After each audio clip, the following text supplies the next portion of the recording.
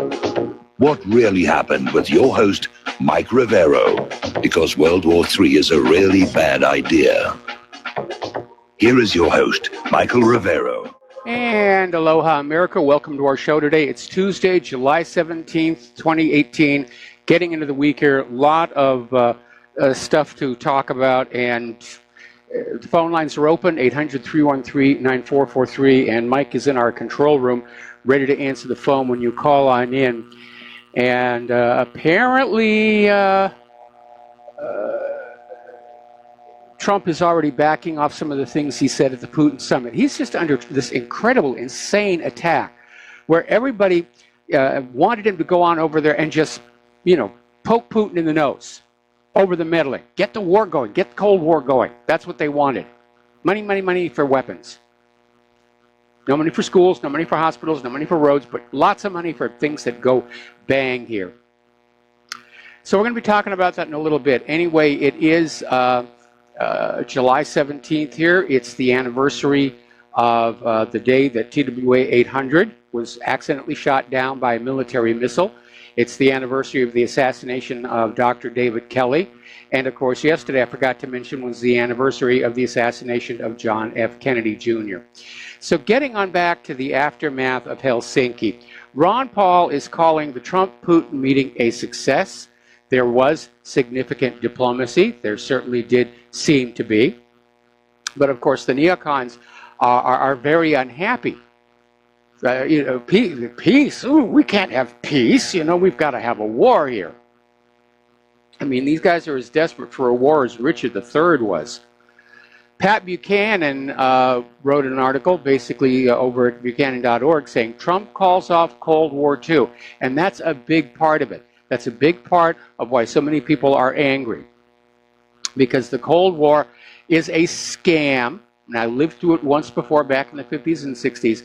It's a scam to wave Russians at you and scare you and then demand money and your children to protect you from the boogeyman. And both sides were doing it to each other. Russia has their equivalent of the military-industrial complex. And it's just a way of, getting a lot more money for military projects. Ooh, the Russians are coming, the Russians are coming. And of course, as it turned out, the Soviets really weren't all that interested in coming to the United States other than as immigrants. And we certainly didn't have a lot of Soviet subversion. Most of the subversion was actually coming from Israel. It was just a big scare story. Do you know, out here in Hawaii, following Pearl Harbor, they fortified this island. All kinds of fortifications all over it. Now they're starting to take some of them down because tourists get upset. But they really built up the island, convinced that Japan was going to invade the Hawaiian Islands. And that never happened. After Pearl Harbor, the Japanese just lost interest. They didn't want to push out this far. There really was no intention to invade the mainland United States, except for those balloon bombs. That was it. Have you ever seen the movie 1941? Steven Spielberg directed it. John Belushi's in it. That's actually based on a true story, where everybody around Los Angeles, it was right after Pearl Harbor, the Japanese are coming, and a war panic set on in, and everybody was just shooting at everything up in the sky.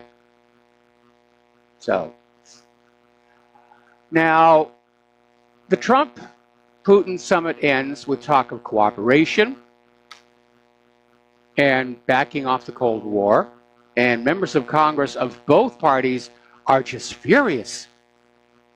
They're angry. I mean, there weren't even any major deals actually reached, but just a commitment to improved cooperation. And of course, there were some disagreements. Putin chastised Trump for the withdrawal from the P5+1 nuclear deal and was urging Trump to be more decisive in pushing Ukraine towards peace talks with the eastern Ukrainian republics. So anyway, the media is just losing its mind over this conference. They're out there, and there's a good example here. As soon as the press conference ended, CNN cut to the panel with Anderson Cooper, who said, "You've been watching perhaps one of the most disgraceful performances by an American president at a summit in front of a Russian leader, surely that I've ever seen."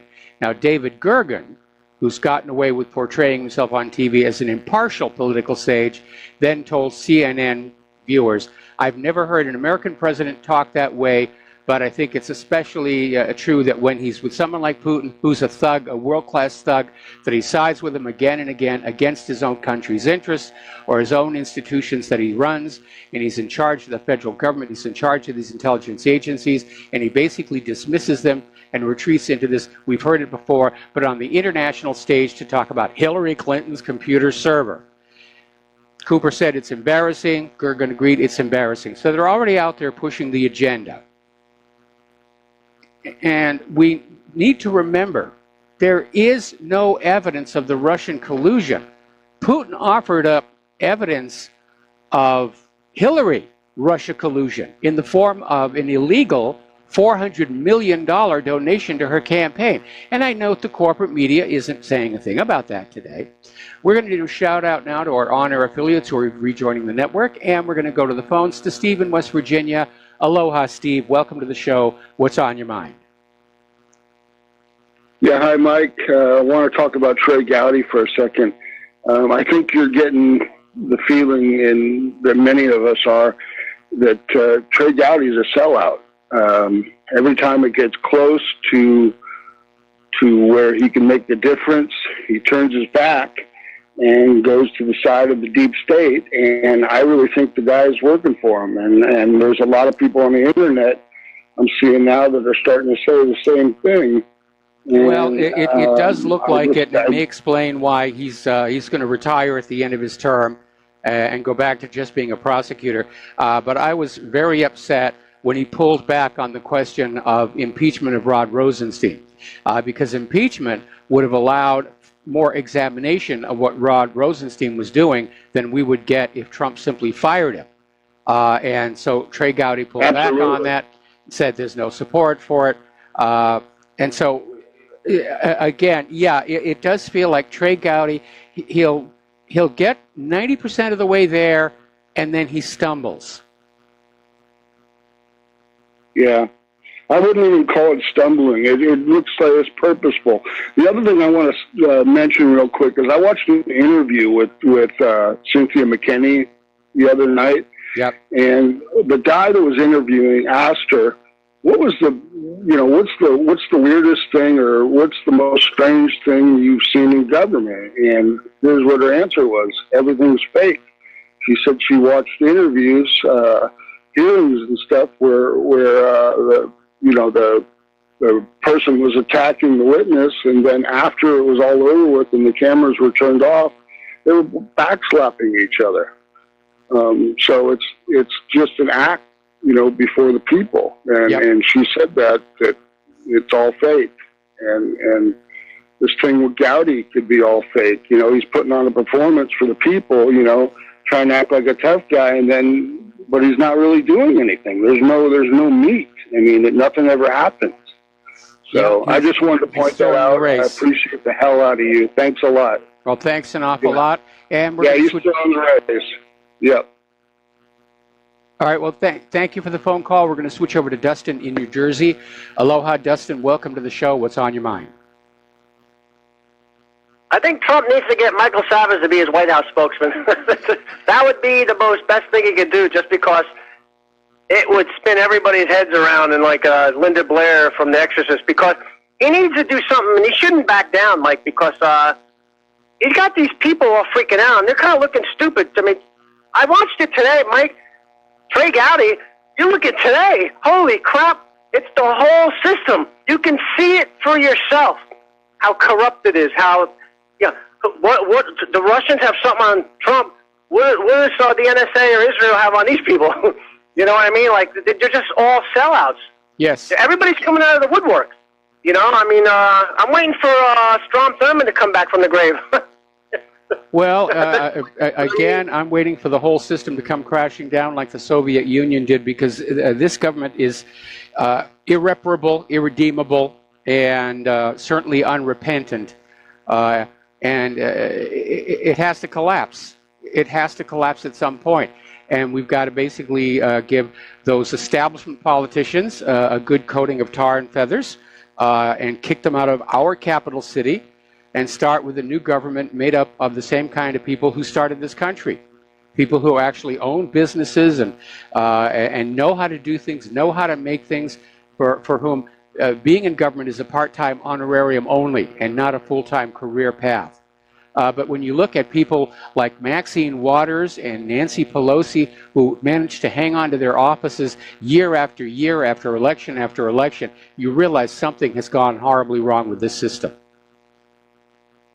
Yeah, Adam Schiff and Chuck Schumer brought back up Trump's taxes.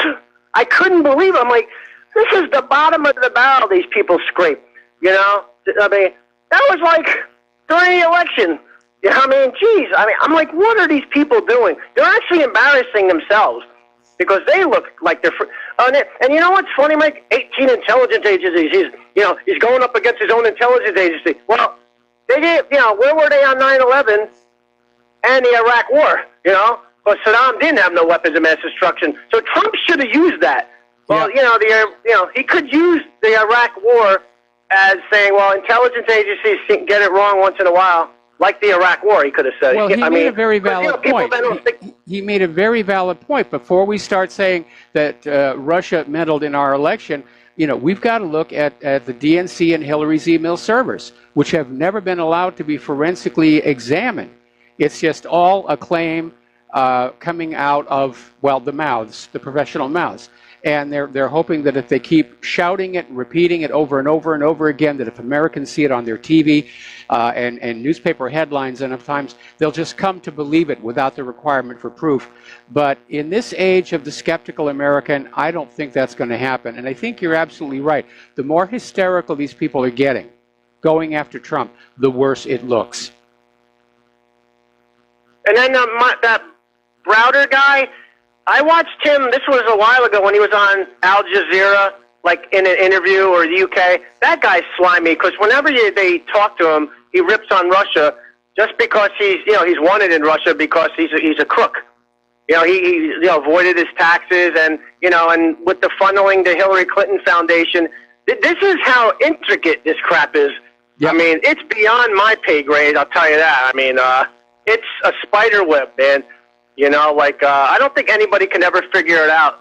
Kind of like, they couldn't figure out the algorithms of what Bernie Madoff, right? It was so complicated, But yeah, what a joke, though. Schumer, I mean, but they're rolling everybody out, Mike. I mean, I don't know. It's going to be pretty funny in the next couple days, until this blows over. Yeah, but they're not going to let it blow over. This is the only card they've got left to play. And anyway, Dustin, we're going to let you go. I've got another phone call, and then I really do want to get back to my talking points. George in Texas, aloha. Welcome to the show. What's on your mind? How you doing, Mike? Doing fine. I got to tell you one thing. Yeah, well, yesterday morning before, President Trump and President Putin, got together to have their first little gathering, I can tell you one thing. The media, I was on Fox News listening to Fox and Friends, and I could tell you one thing. They were working hard to try to muddy the waters. I mean, from Sean Hannity calling Russia a hostile regime. I'm like, calling Putin a tyrant, and he poisoned people. And then you have Sebastian Gorka getting on, trashing. Everybody's just trashing Russia and saying why Trump shouldn't get together. And, it's just showing that the establishment, the people who pretend to say they're Trump's friend, they're not really Trump's friends. Because I'll tell you one thing, and I hear these people talk about Russia. I said, have you talked to a person who lives in Russia yet? I can tell you right now, the circumstances in Russia, people are pretty satisfied. Yep. People are getting jobs. There's people starting up businesses, I said, Russia, under the circumstances, they're doing very well. And Putin's very popular, yes, because he defends Russia. And I just really think they're really scared of, actually Russia and the United States getting together. And I really think there's something that I really think that was probably talked about. It was really not brought up in the news, and that was them those two countries dealing with a worldwide pedophile problem. You know. Well, what's going on here? What's going on here is actually very simple, and that is that the military-industrial complex, they need an enemy to wag at us, so we will give them our money and our children, and they can go have fun on the other side of the world. The government needs an enemy that they're preparing for in order to explain away the fact that they've allowed this nation to decay over the last 10, 15 years to this terrible state of repair that it's in right now. Nothing helps you dodge the wrath of your own people like a big, scary enemy out there on the horizon. Well, you want to know who's really your threat? It's not Russia. It's Mexico, with them meddling in our elections by sending a migrant force north to try to interfere in our elections by voting. Yeah, and what's really amazing is the same people who are screaming about Russia's meddling in our election without any proof are perfectly on board with illegal immigrants being given the right to vote in our election. It's another typical liberal double standard and hypocrisy where, you know, it's okay if they do it, but not okay if Russia does it. And as Trump pointed out at the press conference, it's not like the United States doesn't meddle in other people's elections all the time. Well, it's just like Spy versus Spy in Mad Magazine, if you've ever seen it, you know. Anyway, yeah, Mike, I'll let you go. It really is, only with real-world consequences. Anyway, George, we're going to let you go and grab another phone call before the commercial break. Mark in North Carolina, aloha. Welcome to the show. What's on your mind? Aloha, Mike. Mike, I was just at the, again, I was at the gym working out, and again, they had the fake news network and the crap news network on, and they're having a ball there, just attacking Trump, saying, oh, he was so wrong what he did. And they had, remember Ari, I think it was Ari Fleischer, he was on the Fox channel, you know, criticizing Trump's behavior and, you know, saying how bad Russia is. And the problem is it's not just the left. What's happening is, even on the right, they keep saying, even people who are, you know, siding with Trump, they keep on saying, well, Russia did it, you know, interfere in our elections. No, they didn't. What about asking for the server? What about asking for that server that the DNC didn't put up? Okay, they don't want to cover that part. No, it would show there was no. They're just going to keep repeating it until the American people accept it as true, even in the absence of any proof. But there is no proof. It's another big fat lie by the U.S. government. And another thing too, they keep on saying about his activities against the Ukraine, about the Crimea, his seizing the Crimea, as if he just did it by force, when it overwhelmingly part of Russia. And then and he didn't even take the East. He should have probably taken the East. The East wanted to become part of Russia also. So I mean, they keep on lying, and it's just like Assad. They keep on saying, well, he goes over and interferes in Syria. Assad invited him over there, and Assad is not a criminal. He's anything but. He's a patriot defending his country against the worst type of terrorists who were actually supported by our own CIA, British MI6, and probably the Israeli Mossad. So, I mean, who are they kidding? They keep on, they think we're all stupid, that we all get our news from these crummy news networks like Fox and CNN and MSNBC and whatever else. We don't. We get our news from different sources. Most informed people get our news from different sources. It's like talk radio. But hey, you're real talk radio. John Hannity's not real. None of these guys are real because they give you talking points. You know, you say talking points, but it's not really talking points that you're giving. You're giving stuff that nobody else hears or anything else on I write my own talking points. I mean, basically for about 4 hours before I do the show, I'll go through the stories we put up on the website, and I basically organize them into a document that I call my talking points here. Anyway, Mark, we got to take a break for commercials, and we'll be back after these few words. Aloha, America. Welcome back to the show. And now, of course, Donald Trump is saying that he actually misspoke at the press conference with Vladimir Putin. He used the word would where he should have used wouldn't, or he got the two confused and made it sound like he wasn't taking this idea of Russian meddling in our election seriously. And now, under all this fire he's getting from all sides, he's backed up and said, I misspoke. Yes, of course, I have trust and faith in our intelligence agencies, which to me says that, yes, indeed, he is very easy to manipulate. He's not his own man. That's a bad quality in a president. Meanwhile, of course, not one corporate media outlet has picked up the revelation from Putin that Mr. Browder had made $1.5 billion, the equivalent, inside the Russian republics, gotten it outside the Russian republics without paying any taxes, and then sent $400 million to Hillary Clinton.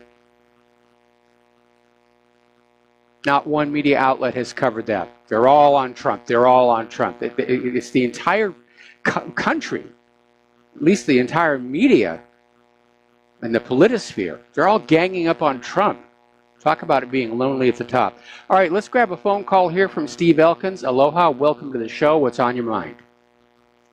Well, just to add to what Dustin talked about, as far as meddling goes, the United States, yes, we are the biggest meddler in world politics, and you could just best describe that by our nation-building policy. 800-plus military bases across the globe. That is a destabilization. That is meddling.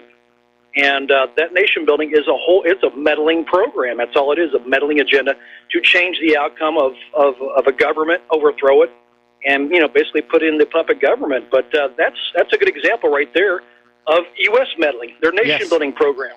Yep. That's all I got to add to it, but that's huge. It's huge. Well, it's a typical U.S. government double standard. We're exceptional. We're allowed to mess around with other countries, but don't you dare do it to us. And again, they're just piling the pressure onto Trump, and they're really piling it on hard. I think somebody thinks they can get Trump to resign over this right now. And we're seeing all these Democrats and other politicians who are out there dropping hints about a coup. Democratic Tennessee Representative Steve Cohen yesterday called for the military folks to save America from President Donald Trump. And he wrote on Twitter, "Where are our military folks? The commander-in-chief is in the hands of our enemy." And a lot of people said, it sounds like you're suggesting a military coup. And he came under a lot of criticism for that. And he backed off and said, no, I didn't really mean a coup, but... Meanwhile, over at MSNBC, Scott Dworkin went one step further, said that Trump should be removed from office and Hillary Clinton to be installed as president. Boy, there's a giveaway of the real agenda, isn't it? So Dworkin came on out and said Trump and Pence should be removed from office, and we should either have a new election or Hillary Clinton should take over. So that's where they're going with all of this. James Comey is calling for a coup, saying patriots need to reject the behavior of the president. We're getting it also from Brennan, who's calling Trump nothing short of treasonous after fawning press conference with Putin. Says it goes beyond high crimes and misdemeanors. They're trying to turn this into an impeachable offense. Now, for you history buffs, do you remember the last president who tried to cool down relations with Russia and was then declared a traitor to the United States? His name was John F. Kennedy, and on the front page of whatreallyhappened.com, we have a link to an article that has a copy of these wanted for treason flyers distributed in Dallas, Texas, before JFK's assassination. So we're getting into some dangerous, dangerous ground here. Is that what they're getting ready to try and do here? Some crazed lone nut assassin is already being groomed and set up. CNN's Philip Mudd is calling for a shadow government to rise up and oppose Trump. This is coming from CNN. And of course, out in Hollywood land, The liberals are out there screaming. Michael Moore is out there saying he wants to see Trump in chains. How dare he make nice with Russia? Well, if you think war with Russia is the right idea, here's your rifle, here's your parachute, here's your Dayglow orange jumpsuit. You watch your head climbing into that transport plane, and we'll call Vladimir Putin and tell him you are on your way to kick his butt all by yourself. But we, the American people, are sick and tired of being lied into wars endlessly, over and over and over again. Gulf of Tonkin, Spanish mine in Havana Harbor, Lusitania carrying weapons. We're sick of being lied into wars. We're sick of what it costs us in terms of money and blood. No more. You want the war, you personally go fight it. We're going to set this one out. We'll be right back after these words from our sponsors. And aloha, America. Welcome back to our show here, and getting back to more of our domestic politics here. Lisa Page, after the one no-show, is now been testifying in closed-door House hearings, and the word is coming on out. She is seeking an immunity deal, and she has, in essence, dropped dime on top FBI officials, and basically showing that FBI bosses covered up evidence that it was China who was getting Hillary's top secret emails. Remember the other day we talked about this revelation where there was somebody on the mailing list for Hillary's emails that wasn't supposed to be there. They weren't cleared, and nobody would say who it was. But copies of everything that Hillary worked on went to that address, and it turns out it was China. And so it's basically another FBI bureau-wide cover-up. And Lisa Page basically tossed James Comey, Andrew McCabe, Peter Strzok, and Bill Priestap under the congressional bus, alleging the upper echelon of the FBI concealed intelligence confirming Chinese state-backed assets had illegally acquired former Secretary of State Hillary Clinton's 30,000 plus missing emails. So it wasn't Russia. It was China and a leak by Seth Rich. The corporate media is still out there. Russia, be afraid of Russia. Got to be afraid of Russia. Doesn't do us any good for you to be afraid of China. So Chris Farrell is reporting that Lisa Page is looking for an immunity deal. So this could be the beginning, assuming she does not wind up in Fort Marcy Park, where this is going to start to unravel here. Now, Judicial Watch has finally, after long delay, started to receive more Strzok Page records from the Department of Justice. It received 87, and basically Judicial Watch describes it as profanity-laced disdain for FBI hierarchy and policies. Now, Judicial Watch filed a motion for preservation order, which the DOJ said went through last May, but the Department of Justice can't confirm it actually happened. So there may be some missing materials here. Now, Ray McGovern came out with an article talking about Peter Strzok, saying hoisted on his own petard. And he makes a very important point, which we've discussed in the past. All of these people did what they did in the full expectation that Hillary Clinton was going to be the next president, and they wouldn't have to worry about investigations or indictments. They were absolutely convinced Hillary was going to win. She was going to be it. They were working to see to it she was going to be there. And, of course, it didn't work out. And that's why they're scared right now. If the full scale of what's been going on becomes known to the American people, this government will fall. It's already fragile. It's already seen by a lot of people as illegitimate. This is a scandal. This government would not be able to survive. Now, a federal court judge has ordered the Department of Justice to immediately search for and produce Nellie Orr documents, Fusion GPS, Judicial Watch. The order from the judge happened a month ago. No documents yet. Delay, delay, stall, stall, delay, stonewall, stonewall. You know that there's something big in there just from the way they're behaving. They got a big, deep, nasty, nasty secret. They're scared of you finding out. Anyway, there's a political advocacy group was founded earlier this year, and its declared mission is to stop the confirmation of Donald Trump's pick for Supreme Court Justice Brett Kavanaugh to replace outgoing Justice Anthony Kennedy.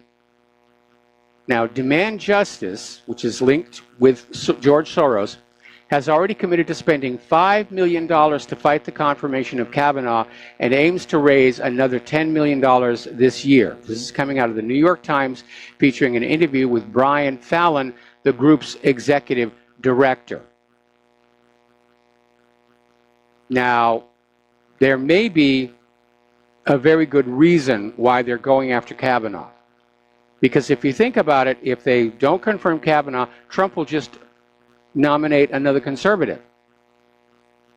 But there's another wrinkle. Kavanaugh was in charge of the Vince Foster investigation. And as part of the confirmation process, his documents get gone through. This could reopen the Vince Foster case, and that may be why they're putting so much money into stopping him before it gets that far.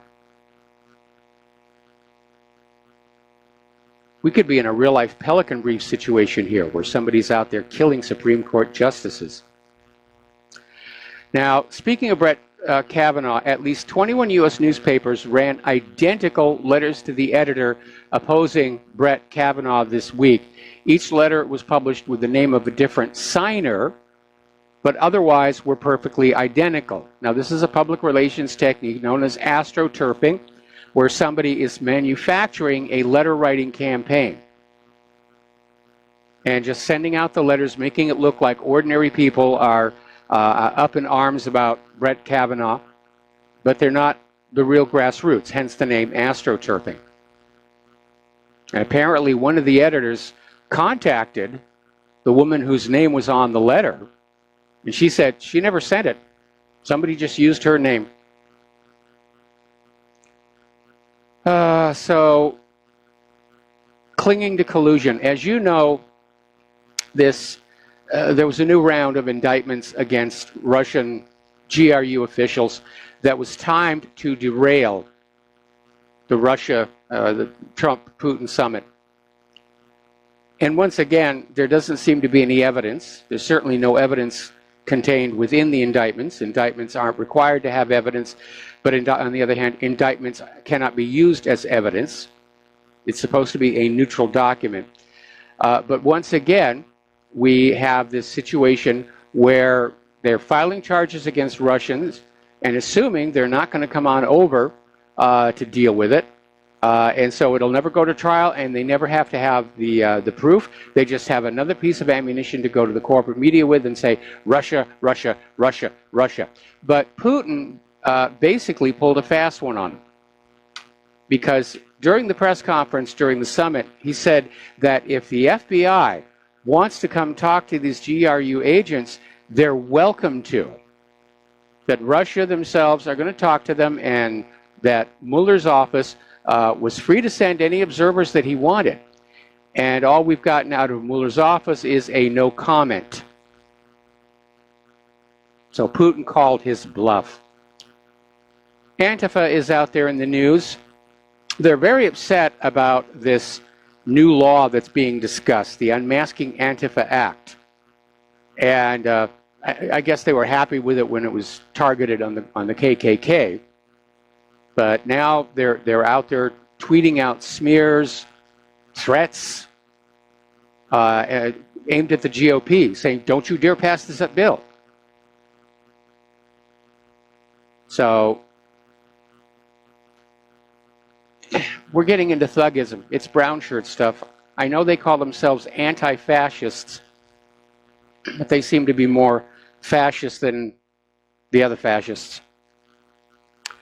Representative Matt Gaetz tweeted out, again, the Department of Justice is not giving us the information we are requesting in a timely fashion. When we do get a trickling of information, it is too heavily redacted.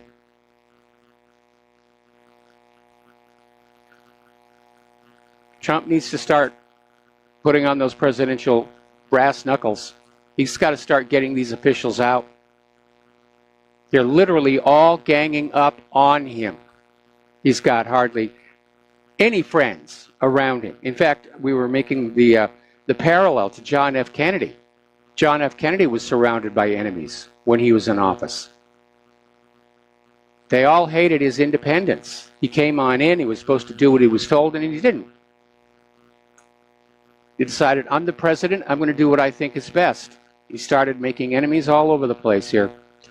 Okay, let's talk about the war zones, because there's a lot going on over there.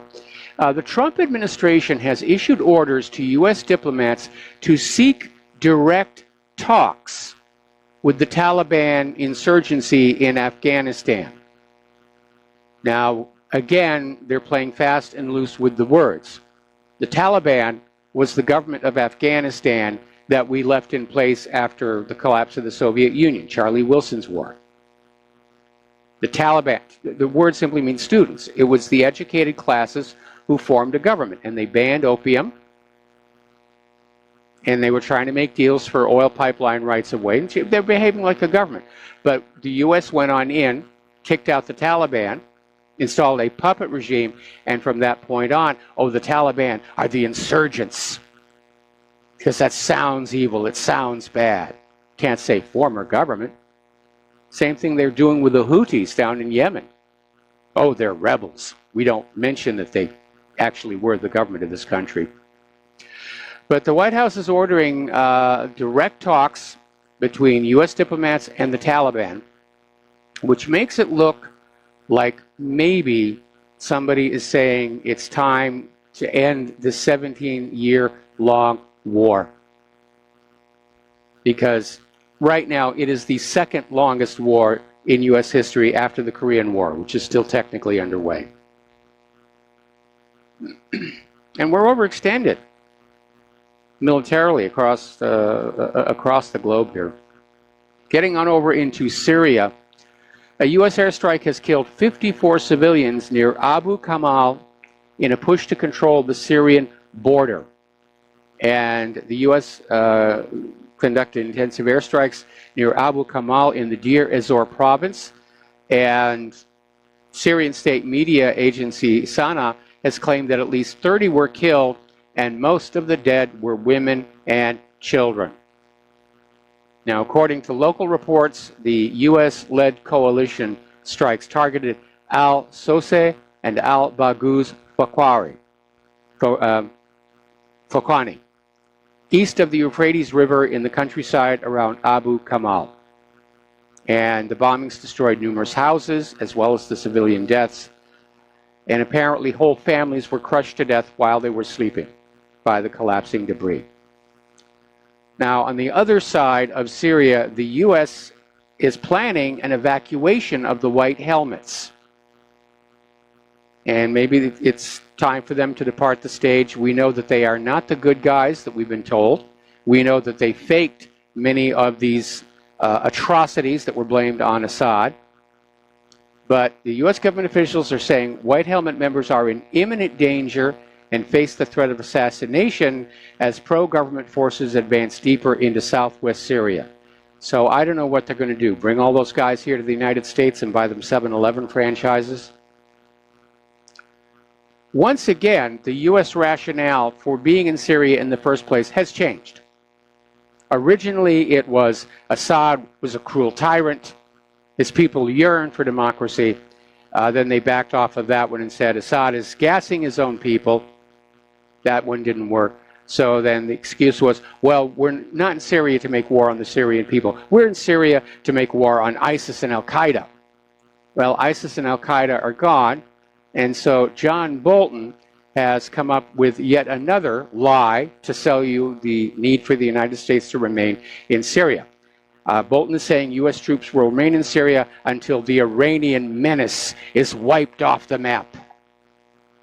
Now, you know he's getting his orders on that from Israel, because Israel's making a big stink about Iran being that close to their territory by being in Syria.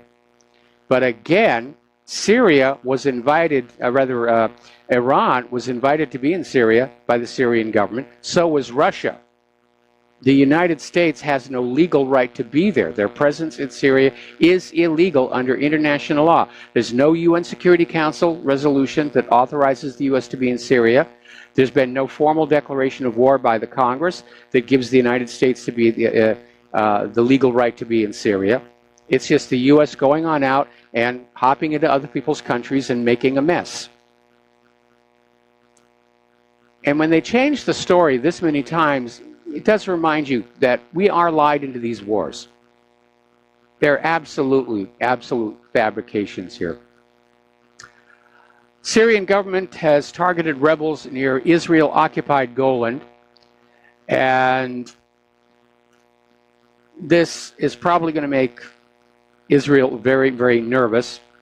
There was a massive attack involving hundreds of missiles on a rebel-held area near the Israeli-occupied Golan Heights on Sunday. And this is part of Syria's offensive to clear southern Syria of the last of the jihadis. And this push came after they'd secured control of most of Daraa province in an offensive that began in June. So it's wrapping up. It's almost over. If the U.S. is pulling out the white helmets, then that's pretty much it. Over in the Gaza Strip, things are very stressed out. There's little chance of de-escalation. Israel has once again restricted the Gaza fishing zone. Instead of the 6-mile limit, it's been pulled back to 3. Any Gaza fishermen who go beyond that will be fired upon. Now, under international law, Gaza's territorial waters are supposed to reach out a lot further than that. If you know anything about fishing, you know that the better fish are found in the more remote, deeper waters off the coast. But this is just Israel punishing them again. And they have closed the Karam Abu Salem crossing, and they're only allowing certain limited types of food supply and medicine to be allowed through, saying security concerns. We're concerned about security, so we're going to starve all these people slowly to death, just as slowly as we can. Now, here's a little bit of a breakthrough. Judges in The Hague have ordered the International Criminal Court to start reaching out to victims of war crimes in Palestine. This may signal that The Hague is no longer going to go along with Israel's impunity. We're going to take a break for commercials, and we'll be right back. Aloha, America. Welcome back to our show here. So we're still talking about what's going on in Israel and Palestine. And over in the West Bank, at the Khan al-Amar school, classes have started early, and the children are basically starting school now to try and get as much learning done as they can before Israel demolishes the school. Now, this school is actually built out of old tires and mud to get around Israel's restrictions on the use of concrete. And they're still trying to find some way that they can halt the demolition. But this is the only school in the area, according to Human Rights Watch. I mean, Israel is literally destroying everything that these kids need. They're not getting enough food, they're not getting enough medicine, they're not getting an education. They are getting shot. Now, the international boycott, divestment, and sanctions movement is chalking up all kinds of victories all across Europe, and they're getting a huge amount of support for Palestinian rights and a boycott of Israel in Spain's largest cities. And the city council of the Spanish capital, Madrid, condemned the indiscriminate and disproportionate use of force by the Israeli occupying forces against civilians and called for an end to the illegal blockade imposed on more than 2 million Palestinians in Gaza. In Barcelona, which is the second largest city in Spain, there was support for the Palestinian call to stop arming Israel. And the Barcelona City Council voted by an overwhelming majority to impose a comprehensive military embargo on Israel and urged the Spanish government to ensure its implementation. Meanwhile, here in the United States of America, the U.S. House of Representatives has approved the latest version of the Israel anti-boycott bill, which will make it a crime to take part in any boycotts against Israel, which I don't think really makes us look all that good in the eyes of the rest of the world. The Israeli Knesset has passed what they're called the Breaking the Silence bill. Now, Breaking the Silence is an organization of veterans of Israeli forces, and they've put together this peace organization. They're peace activists. It's called Breaking the Silence, and they have been going to the schools and talking to the kids and saying, you know, behind all the glory and the war propaganda, this is what's really going on.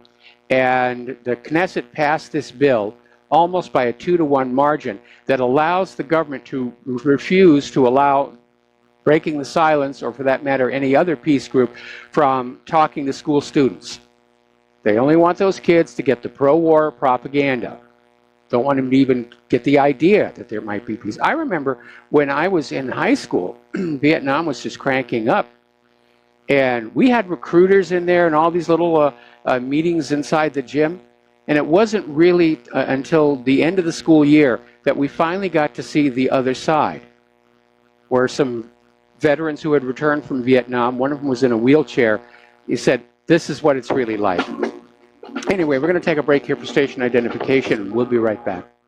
And aloha, America. Welcome back to our show here, hour number 2. The phone lines are open, 800-313-9443.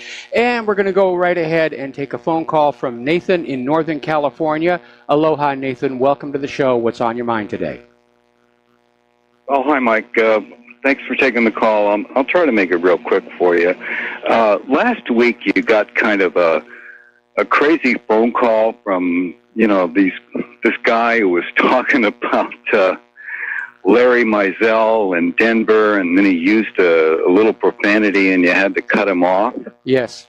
And, yeah, I'm sure you remember that, but the only people I have ever heard talk about Larry Mizell in Denver is Stu Webb and Tom Hennigan, and they had a show, Stu Webb had a show, Truth Warriors or something. I think It's been kicked off of YouTube. But I just thought I'd throw that at you and let you know. Sounded like Stu Webb or Tom Hennigan, and why they would do that, I have no idea. Maybe it's your own personal business, and I'll leave it at that. But I thought that was pretty, you know, just not a good thing. I don't have a working relationship with either of those gentlemen. I mean, I know who they are, but our paths may have crossed briefly sometime in the past, but we're not in a working relationship. Yeah, well, you did the right thing. Congratulations. And now I got to think of a question to ask you or whatever, but for a comment. The only thing I can think of is what's going on with this Trump situation and why they're so upset about him talking to Putin. I'll bet, it's just my personal guess, I'll bet Putin gave him an earful of information about the skullduggery that's going on with our deep state and a number of other things, and they are mad. They are absolutely furious that they don't want him to know any more than what he knows. They want to keep him in the dark. And I don't know if that's correct or not, but I don't, it's obvious they don't want him talking to Putin. They don't want him talking to anybody. Really they didn't want him to talk to Kim Jong-un. And you're absolutely right. We know that one of the ways that Trump is being manipulated is he's being fed false information by his own advisors to steer him in a certain direction. Yeah. Well, I really think that Putin gave him some stuff that probably, you know, put him close to having to put a bungee cord around his jaw. It must have been incredible, and they don't want him to, you know, have any kind of a relationship at all with him. I would just love to say the last thing to see Trump go over to Moscow around the holidays. Jesse Ventura went over there one time with RT around Christmas time. Yep. And supposedly, he said Moscow is absolutely gorgeous around the holidays. It's all lit up. It's Merry Christmas. And it's just an incredible sight to see. And he was very, very impressed. And I hope Trump will weather the storm here. And maybe, just maybe, Putin will invite him to go to Russia. And I hope he'll just go there for a couple of days and see what there is to see. And there's a lot more I can talk about, Michael, but I know you got a lot of talking points. So thanks for taking the call. All right, you got it. Thanks an awful lot here. And, of course, during Christmas, all cities look beautiful. They've got that coat of white snow, makes them look clean and shiny. And there's a lot of decoration, not just in Russia. Europe, by and large, takes the holiday seasons very, very seriously. I learned that when I was working in Munich. Here in the U.S., Christmas is just another marketing ploy. And so we'll see people put up the lights, but it doesn't have the same spirit. And I noticed this last Christmas, not as many people put up the lights on the outside of the house. Anyway, getting on back to Israel and Palestine. You remember there was not too long ago this 20-year-old medical worker, a paramedic, Razan al-Najjar, and she was shot dead. Israel said it was merely an accident. She was clearly marked as a medical evacuation worker. And so B'Tselem has done an investigation and said that Israeli soldiers deliberately fired at the Palestinian paramedics wearing medical crew uniforms who were 25 meters from the fence, killing Razan and wounding 2 others. And as they walked up to the fence, they had their hands in the air. And the Israelis still shot them. Over in India, as you know, India is considering buying the S-400 air defense missile system from Russia. And the United States is getting all huffy and saying, you can't do that. It's against this law that we have here. Well, apparently they're talking about some kind of a federal bill that was implemented in 2017. But India's response from their defense minister, Nirmala Sitharaman, said that U.S. law doesn't apply in India, which I'm sure came as a shock to our diplomat. All right, we're going to do a shout out now to our on-air affiliates who are just now returning to the network. As you know, over in North Korea, U.S. and North Korean diplomats are negotiating for the return of war dead remains, and they think it's going to begin within the next 2 weeks. And of course, there's going to be a process of locating, identifying, and shipping them all back home. And I'm sure there'll be a photo op of the remains returning. It is a positive step, along with all the symbolism that we have seen lately with North and South Korea taking part in certain events together. I think that Kim Jong-un's ultimate plan, and the reason he's talking about giving up his nuclear weapons, is that he's going to reunify with South Korea. And a unified Korea would be safe from U.S. invasion. I think that's his plan. Things are getting kind of tight over in Nicaragua. Apparently, government forces have launched intense raids backed by heavy equipment on Sunday in rebellious towns in the Masaya department south of the capital, leaving several people injured. And apparently, troops used mechanical shovels in the early hours of the day to clear barricades in at least 3 towns in this latest unrest convulsing the Central American country. Boy, Nicaragua, what a terrible time they've had. Certainly with all the U.S. meddling, and I have to wonder if this is more of the same. But remember back in the mid-'80s, all that gun and drug running that was coming out of Arkansas was going to Nicaragua to arm the Contras against the Sandinistas. over in Haiti, their riots are increasing. And the nominal reason for it is that because of the IMF ordering a restructuring of the Haitian economy, gas prices diesel prices are going to go up by 38% and 47%. And of course, this not only makes it more expensive to fill your car or truck, this will lead to cost increases for pretty much everything else. But this outbreak of instability apparently caught the Haitian government off guard. And so they've announced that the gas price increase is going to be temporarily suspended. But the disorder went on. And so somebody is wondering if maybe this is a plan to bring down the government of Haiti and replace it with somebody pliant here.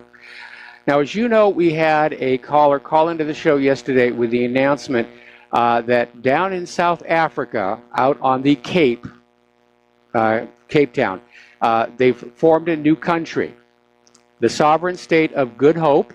And they took down the South African flag and hoisted their own flag in Cape Town yesterday. Now, Parliament in Cape Town has been served with an eviction notice to vacate the property by this coming Friday. Now, the sovereign state of Good Hope is saying that the result of a legitimate and lawful process of secession by the traditional hereditary tribal leader of the Khoisan Nation, Gaob, which loosely translates to king in English, Koabeha Calvin Cornelius III. Well, I'm wondering about that. First of all, it's going to be interesting to see all those people who screamed about Crimea's secession, how they're going to respond to this. And more importantly, I'm not getting a sense that this really fits in with South Africa's political ambitions. I think there's going to be a fight over this. It just feels like it's not going to go down gently. Now, do you remember all these stories that came out of Cuba and China about how there was some kind of sonic vibration that was harming our diplomats, and Cuba and China were accused of technological warfare that was causing brain injuries to our diplomats. And apparently some 250 U.S. diplomats in China are undergoing neurological medical tests to ascertain if they've succumbed to the same kind of brain trauma diagnosed in their other colleagues in Cuba. A study of 21 diplomats evacuated from Cuba found last year they had incurred brain injuries, but it was diagnosed not from physical impact to their heads. Now, it's interesting that only the U.S. diplomats were reporting this, and no other country has reported similar incidents among the diplomatic staff. And so what this article that is inside Zero Hedge is suggesting, that maybe it was our own spy devices, because the U.S. has been working on what they call enhancement programs. I mean, going all the way back to MK Ultra, ways of stimulating your brain to make you more intelligent, to make you learn faster. And they may have been running some experiments in these embassies, as CIA has a want to do, running experiments on unsuspecting people. And that may be what's behind all of this here. Now, Iran is saying that the Middle Eastern oil producers have led Donald Trump into a trap, and as a result, prices will rise. Maybe we'll have riots here like they're having down in Haiti.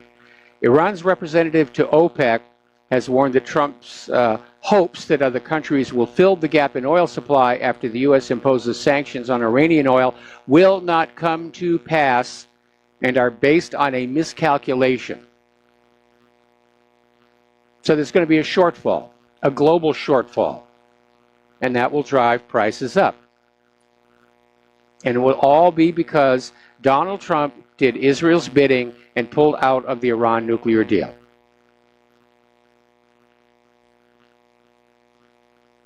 Now, about a week and a half ago, Mike Pompeo was trying to smooth over acceptance of the Iranian sanctions by hinting that there might be exemptions or waivers handed out.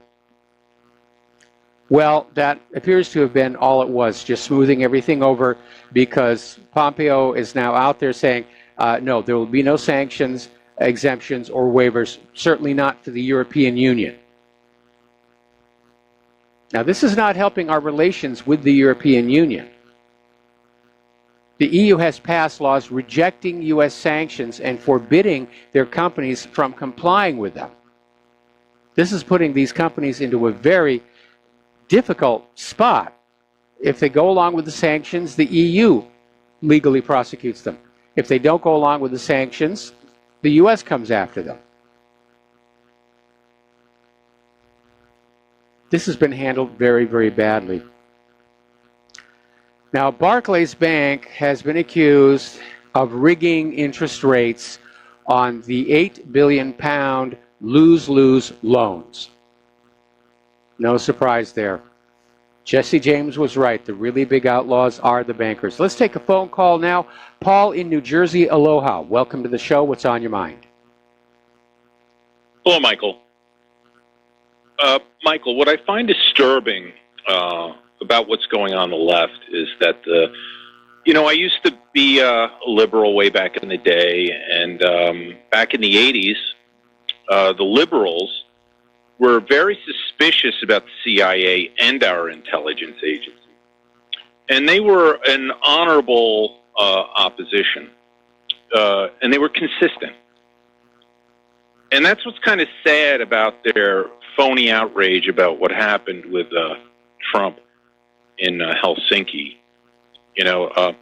Trump, I think, by the way, when he's making those remarks concerning our intelligence agency, he's not just addressing the American audience, he's addressing a global audience. Yes. And many nations throughout the world are well acquainted with the chicanery and the crimes of our intelligence agencies, particularly the CIA. Yes. And a lot of Americans, they're outraged, but they shouldn't be outraged because of what Trump said. They should be outraged. Well, first of all, I'm outraged at their ignorance, but at the behavior of our intelligence agencies. They've seen, the left has absolutely forgotten the crimes of the CIA. Remember, Iran-Contra, yep. Toppling governments in Central and South America, right? Funneling arms to Libya and the toppling of Omar Gaddafi. The instigation in Syria. I mean, aren't they reading their own periodicals with Seymour Hersh talking about the jihadis flown in from Libya after toppling Gaddafi into Jordan and then, crossing the border into Syria? Well, they're not really interested in the facts of what's going on. They're interested in pushing the agenda, pushing the agenda, pushing the agenda. And unfortunately, both the left and the right have evolved a very dangerous state of the ends always justify the means. As Gandhi said, if everybody goes an eye for an eye and a tooth for a tooth, soon the whole world is blind and toothless. And I know it's being declared that a call for civility represents white heterosexual masculinity, but I'm going to be white and masculine and heterosexual here and say we do need to bring back civility to our political discourse. And absolutely, and just because he might have misspoken in Helsinki doesn't make that an act of treason, And one other remark I'd like to make concerning what Trump may be trying to do, right, is, with the establishment of American bases throughout the world, we're not only encircling Russia, we're also encircling China. Yes. Now, one of the things could be is that there's a shift going on now in, the Trump administration, maybe in the political organizations and think tanks, perhaps it is that they're starting to think, as Sun Tzu teaches, if you're going to attack an adversary or plan on attacking an adversary, you have to, cut them from their allies. You have to alienate their allies and take their allies away from them. And so I'm wondering whether this is a plan to take Russia away from China, because if you were going to take on the Chinese, it would be very vital to take Russia away from them and end that alliance between those two great powers. Because if they were ever allied together, no way could you win against either of the two sides. Yes, yeah, we've been saying that all along. I think right now it would be extraordinarily difficult for the U.S. to split Russia and China apart from each other, primarily because Russia and China know that their continued mutual defense cooperation is the only thing deterring an eventual U.S. attack. Yeah, I agree. But nonetheless, I don't see what the big deal is about anything what Trump said, because I'm not offended by the truth. And I think, the intelligence agencies within the United States best not try to threaten our president. And I think it would be good if we remind ourselves by our own diligence about the treachery and the crimes of our intelligence agents. Yeah, we do. Anyway, I need to let you go. We got to take a break for commercials. Thank you for the phone call, Paul, and we'll be right back. Aloha, America. Welcome back to the show. And let's see. Up in San Francisco, we've been talking about San Francisco a lot. They've got a new mayor. She was walking around with a news crews. There were guys shooting up drugs right in back of her. And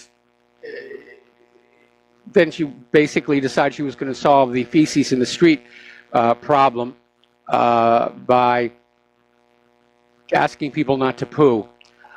Well, apparently, illegal immigrants residing in the city of San Francisco have now been given the right to vote in the local elections. And they're just giving our country away. They are just giving our country away. And it really is sad to see. It's really sad to see. Now, if somebody comes to this country and they go through the process of becoming a citizen, then they're allowed to vote. Now, there is a federal law that illegal immigrants cannot vote in the national elections, the federal elections.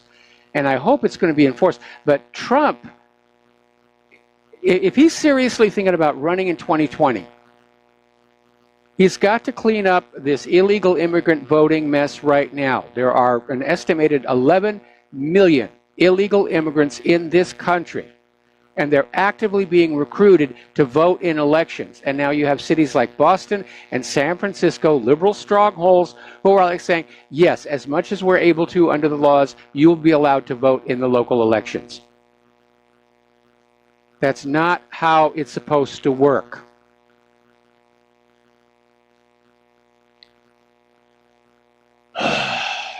Now, apparently over the weekend there were some protests in Chicago that were triggered when police shot a black man dead. And of course everybody immediately went on out there and said, Black Lives Matter, riot, riot, riot, we're going to protest, we're going to do this, give me a brick, give me a rock or something. The police have released the body camera footage from the officer showing that the suspect was armed with a gun, had a spare magazine in his belt, and apparently was actually reaching for the gun at the moment he was shot. So everybody rioted for no good purpose, but then I guess they don't really need a good reason. They just want to get on out there and get into a frenzy. By the way, do you remember that FBI agent was based in Washington, D.C., but he was visiting Denver for training last month, and he went to this Mile High Spirits Club in the city's Lodo downtown area, and he was dancing and dancing and lost his gun. And then when he bent to pick up the gun, it accidentally discharged and shot a man. And he's still waiting for his trial. But the judge has said he can have his gun back, because after all, he's an FBI agent. Okay, getting into the world of political correctness here. Apparently over at Bath University, academics are being told to stop using the phrase, "as you know," to snowflake students, because it might make them feel inadequate if they don't in fact know. Well, if they don't in fact know, then the academics at Bath University have failed those students. Because that's what you're supposed to be doing at a university, is getting an education, learning as much as you can. Now, over the last few years, a few schools around the country have shown the high cost of catering to the snowflakes, the mobs of social justice warriors, the partisan activist groups. Schools like Evergreen State College, the University of Missouri, and Oberlin College are all notorious for their tendency to pander to the social justice activists, and now they're paying the price. Although college enrollment is slightly declining across the country, these three institutions have seen massive declines over just the last couple of years. Young people don't want to borrow all that money in student loans to go to a college campus and listen to snowflakes scream about, well, whatever the snowflakes are screaming about. Now, as you know, France won the World Cup, first time they ever have. And France just went wild. 292 arrests, 45 injured police officers, and 2 dead. Must have been some party. Must have been some party here. Alrighty, we're coming up here on another commercial break. When we come on back, we've got some science and news, and hopefully we're going to have some phone calls as well. So remember, the number is 800-313-9443, and we will be back after these words from our sponsors. And aloha, America. Welcome back to our show here, and we're about halfway through the program here today. Okay, here's kind of an... You have to wonder what these people are thinking here. This is from Zero Hedge, and I wish it was from The Onion, but it isn't. Apparently, 2 security officials from the U.S. Department of Energy who were tasked with transporting deadly substances left plutonium just sitting in the back of their Ford Expedition, where it was promptly stolen from a Marriott parking lot in San Antonio. And that was about a year ago, and nobody knows where the material went. Authorities still have no clue as to the whereabouts of where these materials, which could be used to make dirty bombs, have gone to. That is really dumb here. Now, over in my neck of the woods, out at Anahuac Atoll, we have another serious situation. Anahuac Atoll was witness to some 43 nuclear explosions, and they collected up all the debris. They tried to clean it all up, and they buried it in a pit, and they put this concrete lid over it, 350 feet across, 16 inches thick. You can actually see it in Google Earth. And unfortunately, it's leaking. It was a reinforced concrete dome, 16 inches thick, 350 feet across. It's cracked and leaking. So now we got to deal with that on top of Fukushima. All right, let's grab some phone calls. Francis in North Carolina, aloha. Welcome to the show. What's on your mind? Aloha to you both. You mentioned about the cost of fuel or gas, whatever you want to call it, going up because of political shenanigans or who knows what. Can you clarify how much is projected to be going up before I reply any further? It's really hard to say because what Trump is trying to do is to get other nations to increase their output so that there's still an adequate amount of petroleum flowing across the globe. Some are willing to do it, some are still deciding, making up their minds. Each of these oil-producing nations has to do what they think is in their best interests, unless they're already under U.S. puppet control. So it's hard to predict, but there's absolutely no question that if Donald Trump can convince the entire world not to do business with Iran in terms of oil, there will be a tremendous shortfall, because Iranian oil, I mean, that part of the world, the reason it's so strategically important is much of the world's oil, something like a third of it, of our petroleum products, is coming out from that part of the world. Now, China has already said they're going to stop buying U.S. crude, and they are turning to Iran, and I imagine Russia might as well. Okay. The reason why I was asking, because if I recall correctly, during one particular character in the White House at one point before they went and invaded Iraq and so forth, said that, well, we'll have all the petroleum, the fuel that we could ever need, or oil, or whatever the case might be, and so forth, ad nauseum. And during the first or second term of Shrub Jr.'s reign, as it were, I seem to recall that at least here in the southeast U.S., part of the U.S., the cost of fuel or gas, whatever you want to call it, went up to like $5+ a gallon. Yep. And it seemed like it just kept rising and rising and rising until it finally so-called leveled off. Now, the bad humor about it is that my other half made a comment that says, well, you know what, you haven't won the lottery when you can't fill your fuel tank with more than $50. If you hit the lottery, you get the fuel tank full for under $50. And I thought, my gosh, okay, the humor that this dude had was unbelievable. But you know what? He had a very valid point. Some people are not able to do that.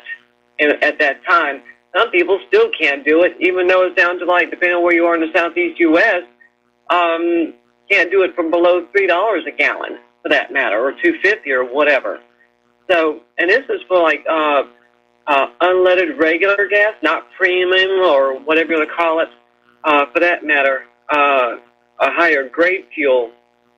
So that makes me wonder, when he's planning on doing that, the question is are we going to be looking at another spike in the cost of fuel per gallon because of the shenanigans or whatever that's going on, or could be going on? Yes. Yeah. That's what everyone's saying. The price of gas and diesel is going to go up. Nobody knows exactly how high, but it is going to go up. And so that's just something we're going to have to deal with. Fortunately, I have... I'm sorry, what again? So basically you're talking about a barrel of oil going up to $150 to plus $175 for a barrel, compared to being a little over $100. It could. And that's getting outrageous, and the question is, who's pulling the strings on who, and whose pockets are being lined?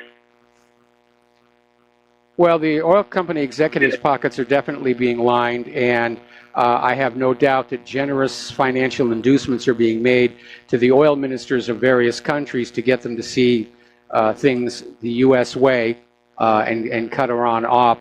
But it's a very tricky, delicate situation, but we're all going to be paying for it. We're all going to be paying for Trump's pulling out of the Iran nuclear deal. And we could see gas prices back up, to $5 a gallon again. And it's not that far from it here in Hawaii. We're at about $3.80 a gallon. Fortunately, Claire and I have this little tiny economy car with a little tiny gas tank, and we don't do all that much driving. Well, my dear, tricky, yes, easy, no. Nothing with, as far as the coming out of the desert criminals to the everyday person on the street is ever easy. If it was, we wouldn't be in the pickle that we're in the U.S. True. And with that said, I'm here. Later. All right, thanks an awful lot. We're going to switch over to Don in the Philippines. Aloha, Don. Welcome to the show. What's on your mind? Hello, Mark. Hello.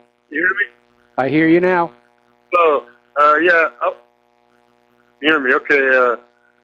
Yeah, I think this is the last gasp for the Democrats. That's why they're panicking. They know if they don't come through with this in the 18 election and the 20 election, they're gonna probably go completely kaput.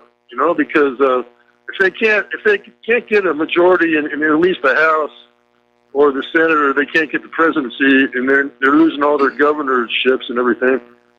They can't deliver. They can't deliver, and people just say, hell with it. There's nothing that we want from the Democrats. And the thing is, there was a psychologist, Sigmund Freud. He had a term called projection. What they use a lot as a political tactic is projection. When John Brennan calls Trump a traitor, actually he's a traitor. Brennan is a traitor, and yes. But by calling Trump a traitor, then he's hoping people will take their eye off of him and look at Trump. Is what the deal is. Yeah, absolutely, absolutely, and we've seen that like through the Hillary campaign in 2016. All of the allegations they were hurling against Trump was the stuff they themselves were doing. Right. And then I want to make a comment about Trey Gowdy. I don't think he's going to go back to being a prosecutor. I think this guy is going to probably end up being a TV commentator, or he's going to get a big white shoe lawyer job where he's making a lot of money, probably both at the same time. This is what happened to Jason Chavez. Nobody could understand why he retired all of a sudden. Well, he got a good job there with much easier job where he just has to show up once in a while at Fox News and talk a little bit. He probably makes a hell of a lot more money than he did as a congressman. I'll let you go, Mike. Thank you. All right, thanks an awful lot. And we're going to switch over to Mateus in Canada. Aloha, Mateus. Welcome to the show. What's on your mind? Hey, Michael. Yeah, Trey Gowdy, it seems like he's actually controlled. He's allowed to be the bulldog up until a certain point, then they yank his leash back. Hey, can I just go off topic a few things? Yeah, I mean, I certainly, a lot of people agree with you about Trey Gowdy, and maybe he's gotten tired of playing that role, and that's why he's retiring at the end of this term. Oh, I've also, before I let you go on there, somebody's corrected me. This was the second win of the World Cup by France. They also won it in 1998.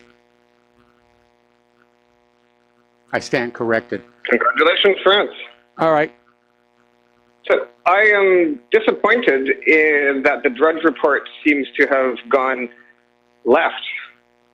And that's a real loss if that's true, because the Drudge Report is the highest viewed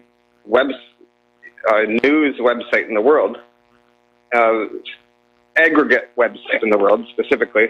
Yes. And that I've just really noticed that Trump is being spun badly. Putin's being spun really badly. There's never any links to any sort of sympathetic for Palestine articles. The Israel is always whitewashed, and it's just gotten worse and worse. I don't know what's going on, but it looks like it's been infiltrated, which is really unfortunate. Well, no, actually, Matt Drudge has always had a liberal bias, and Matt and I sort of figuratively crossed swords back during the Vince Foster affair when I came across documentation that did prove that the FBI was fraudulently manufacturing the testimony of Lisa Foster.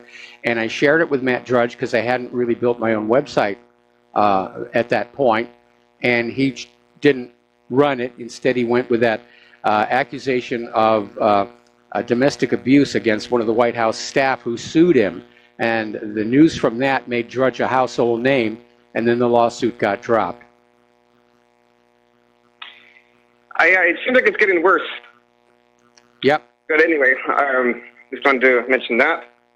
And, okay, original joke for a run at a time.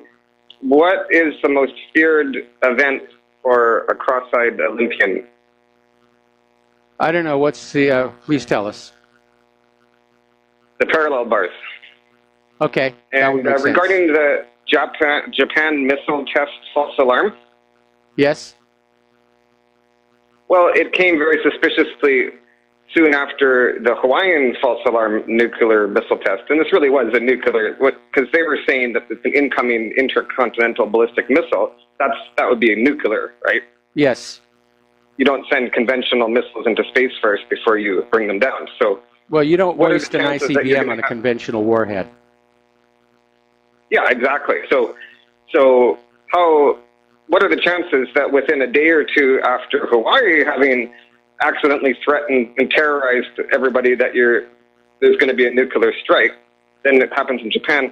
So what I'm thinking is that it took them a day or two to search around for an ally somewhere that it's some corrupt inside bought and paid for politician somewhere to agree to do their own, so that it kind of creates cover in almost a blanket of normality over the whole thing. It's like, oh, you don't have to look too hard into why it happened in Hawaii, because you know what, it happened over there too. It's just something that happens, you know.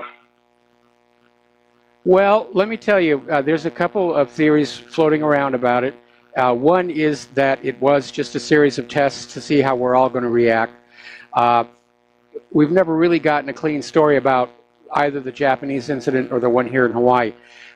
There is a theory floating around that some party wanted to kick off the war with North Korea and launched missiles at both Hawaii and Japan from probably a submarine, and that they were both successfully intercepted, but only after the warnings had gone on out, and then they had to say there is no ballistic missile because they didn't want everybody getting upset and screaming for war.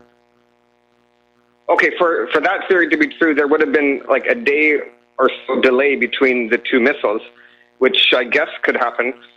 Or it's just that the one was launched towards Hawaii, and then when it all got canceled, and then there's a cover-up, then what I'm saying might be okay. And then the last thing, moving on, is you had an article I saw on your website yesterday regarding a radioactive burial site in the ocean on an island where they had collected a few dozen 50s and 60s bomb site radioactive dirt, and then put it into a crater, and then entombed it with concrete. Yes. And so the establishment media is, even in different countries, is talking about the story in the headlines saying rising ocean waters is causing leaks. But if you actually go and read these articles, the ocean hasn't risen. It's fears that rising waters could cause leaks. And it's such a dishonest reporting, and it's part of the global warming agenda. It is dishonest reporting because reinforced concrete back at the end of World War II, back at the end of nuclear testing, the rebar that goes in there, eventually the salt air starts getting into that rebar, and it will corrode and it will expand, which will then crack the concrete. Unless you have some kind of stainless steel rebar, and that's a very expensive operation, all reinforced concrete eventually starts to fall apart. We're seeing a lot of it here in Hawaii. And again, it's that salt air that gets into the rebar, corrodes it, it expands, it swells, and it starts cracking the concrete. And it's a real problem. It is a real problem. But anyway, the prostitutes and correspondents are still out there trying to find any opportunity to push human-caused global warming. Meanwhile, they've got record-setting low temperatures in the southern hemisphere this winter. And up here in the summer, it's always like, oh, this thermometer way over there where you're not likely to go, that's the one showing the record high temperatures. Again, it's dishonest reporting. They don't want to go back and admit that it was all a hoax. And we're going to have another early winter. Anyway. Okay, have a good day. Talk to you later. Thank you. All right, Mateus, got to let you go. Got to take a break for commercials. We'll be right back. And aloha, America. Welcome back to our show here. We're going to go back to the phones. Laura in Michigan, aloha. Welcome to the show. What's on your mind? Hi, Mike. I wanted to comment on your story about the lost plutonium. Yes. If that's a true story, I would think that was some kind of setup, that somebody could steal this plutonium. And and maybe let off a dirty bomb, because it's been a long time since 911 to get the population scared. So I think they need another one, and this would be a perfect ploy to do that, to get everybody frightened, get new laws and whatever. Well, it does feel like a setup that these Department of Energy guys were security experts, and they just left this stuff sitting in the back of a pickup truck in the parking lot at a Marriott. That to me just seems difficult to believe. I mean, if you're transporting this kind of material, there should be a locked box in the back of the truck at the very, very least, if not, an enclosed panel truck, so people don't know that it's in there. It does feel a little bit wanky. But I do want to talk a little bit about this idea of a dirty bomb, because it sounds scary, but it isn't really all that dangerous. The explosive component of the bomb is the real danger. And yes, if you have managed to get your radioactive material into some kind of a powdered form, you can scatter it around with a bomb. But it's only going to go as far as the initial bomb blast itself. And we're talking, depending upon how big that bomb is, could be, 50 feet, 100 feet. It's not really a weapon of mass destruction that's going to wipe out an entire city. And, obviously, people who are exposed would have to be decontaminated, and the area would have to be cleaned up. But it's more a propaganda device than it is a real weapon. Even a small explosion, it would be enough to frighten the American people again into accepting things they normally wouldn't accept. Yep. We may be coming up on that. Well, we may be coming up on that kind of a period here, because the war agenda, they're still trying to push forward. We could actually see a coup d'etat against Donald Trump, and they're going to have to get the American people to sit down and say, okay, we're going to go along with this because it's our best option. See, the school shootings haven't really gotten people riled up enough. They need something bigger. Well, I think that people are realizing the school shootings are a fraud and a fake. Certainly at Sandy Hook, where it's turned out that school wasn't even being used at the time the shooting supposedly took place. We have a government that is willing to kill its own people to get what it wants. I mean, Roosevelt sacrificed the crew of the Arizona to get us into war with Japan. Just wrote them off and said, that's what military people are for. Right. Well, anyway, just something for us to look for. Maybe we can stay it off if everybody talks about it. And keep them from doing that. Because, I don't know. I'm just thinking it's always good to have light shining on something. Yes, it always is. Anyway, Laura, we got to take a break for station identification. Thank you for the phone call. We're going to let you go, and we will be right back. And aloha, America. Welcome back to our show. Hour number 3. The phone lines are open, 800-313-9443. And about 2 weeks ago, I think it was, we ran a story where researchers in Europe had determined that the IQ of young people was in decline. As time went on, the average IQ went lower and lower and lower. And they said they thought it might be something environmental. They don't think it's genetic. And as it turns out, there was this research study conducted at Harvard University that confirmed exposure to fluoride in drinking water does in fact reduce children's IQ. And they basically studied a bunch of children, and they found that children who live in areas with highly fluoridated drinking water have significantly lower IQ scores than those who live in low or zero fluoride areas. And boy, am I glad they don't fluoridate the water out here. All right, so we're going to grab ourselves a phone call. Ben in Florida, aloha. Welcome to the show. What's on your mind? How you doing, Mike? Doing fine. Oh, okay. Name's Ed, not Ben, so it's kind of like caught off guard for a second. Obama purged the military back in 2014, according to some estimates as high as 200 high-ranking military personnel. I'm just curious as whether or not Trump has actually tried to replace these colonels, lieutenant generals, generals, and so forth in the military. Because I really wonder how dependable can the military be in a situation when you have a communist like Obama firing over 200 top military personnel. I mean, how loyal can they be to the country instead of loyal to a party, whether it be a Democrat or a Republican? Yeah, I could see that being an issue, and again, that may indicate that Obama thinks a coup d'état is possible. I don't think so, because at least among the rank and file military of this country, Trump is very popular. He's more popular with them than with the average American citizen. And I agree. Okay. But what concerns me, though, it's not the low grades that actually make the major decisions. I mean, yeah, you can disobey an unlawful order. Yeah, if you want in time of martial law, I don't know what the penalty is, but they did a study back in the 90s how many Marines would actually fire upon American citizens. You remember that survey? Yeah, it was called the Combat Arms Survey, and it was a test given to all Marines because they're exempt from posse comitatus.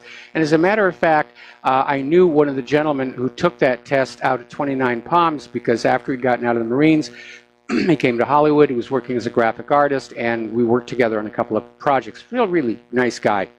And he basically said that their officers, their commanders, had made it very obvious how they wanted this quiz answered. That yes, the Marines would open fire on U.S. citizens refusing gun confiscation. But he said the reality is no, most of the Marines wouldn't do that. They just answered that way because that's what the bosses wanted. And we're talking about men who were in the Marines back in 1994. If we kind of fast zoom to 2018, we have a whole new breed of people who, I mean, you've got a lot of people in the military who really don't care for the country, maybe are in because they can't find a job, having a hard time. It's always been that way, but I don't sense the loyalty that, that they had during my generation or my father's generation. I mean, there were a lot of young guys fighting and dying in wars that I don't believe in. They do. But when it comes to a person or the deep state, I mean, I don't think they would stop at anything to, make military members. Plus, a lot of these people, they have families, Mike? Yes. And, you got to weigh your family versus, do I disobey an order? Because, it seems this deep state will not stop at threatening people and their families. And it just goes back to the military, back to those 200 top generals who probably wouldn't give the order. And they are still in power today. And I don't know why Trump has not replaced them. I mean, I've not read anything, maybe you know more than I do, but have some of them been replaced? No, I haven't heard anything about that. Trump is basically allowing SecDef Mattis to just basically run that department. Like I said, Trump is turning out, at least to me, to be a weak leader, easily manipulated. And I think he just likes the job just because he likes the job, but he's not doing any of the things that he needs to do. He's not doing any of the things that he needs to do to take care of the illegal immigrant voting situation, which will have a direct bearing not only on the November midterms, but on 2020. He is trying to get the immigration problem solved with that wall down on the border, but he needs to get people out there enforcing the existing Title VIII laws and start putting some of these sanctuary city mayors and governors in prison. And he's got to get the election system overhauled completely so that it's a lot less crooked. Now, there'll always be ways to rig elections, but this one is set up to steal elections. And he's got to deal with that. And it's great that he went over to North Korea, and it's great that he went over to Moscow and NATO, and he got to meet the Queen and everything. But his job is really here at home, fixing all these things that are broken. And I'm not seeing them get done. I live in Florida, and long story short, I see a lot of homeless vets out there. Yes. A lot.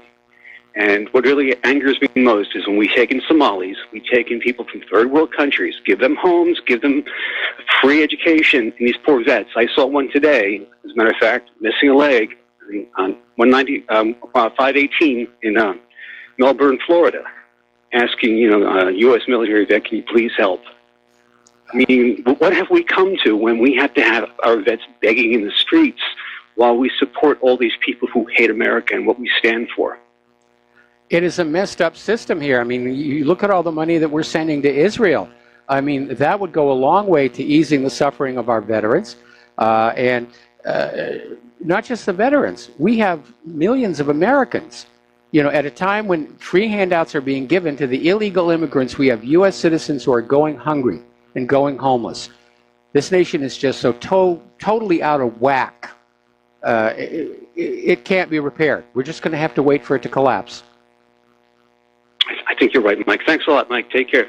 All right, thanks an awful lot. We're going to let you go, and we're going to do a shout-out now to our on-air affiliates who are just now rejoining our network. Getting on back to the science news. Now, Robert Kennedy is supposedly in charge of President Trump's Vaccine Safety Commission, and we don't hear from him. And I imagine that is probably going to be because corporate media loves those pharmaceutical revenues, those ad revenues, and they're not going to do anything to upset the client here. Now, Robert F. Kennedy Jr. has filed the first of what he's calling several thousand lawsuits against agri-giant Monsanto, alleging that its widely used herbicide Roundup causes non-Hodgkin's lymphoma. Now, jurors in San Francisco heard hours of scientific data about the chemicals linked to the disease, which has a high survival rate after 5 years, but which can cause others to become terminally ill. Now, Kennedy, who's also the chairman of the World Mercury Project, said in an interview with Del Bigtree that gardeners, agricultural workers, farmers, and others who are exposed regularly to Roundup are most at risk. And as you know, there's another lawsuit that's just cranked on up where an individual is suing Monsanto because the glyphosate gave him cancer. Actually, my mistake, it's the same case. I didn't realize Robert F. Kennedy was representing him. But this first case involves Dwayne Lee Johnson, a school groundskeeper who was diagnosed with non-Hodgkin's lymphoma in 2014, just 2 years after using Ranger Pro, a Monsanto product that contains the same chemicals as Roundup. Now, his attorney, R. Brent Wissner, told jurors that the agribusiness king knew about several studies identifying the safety risks associated with the products which have been on the market for 40 years, but did nothing to mitigate them.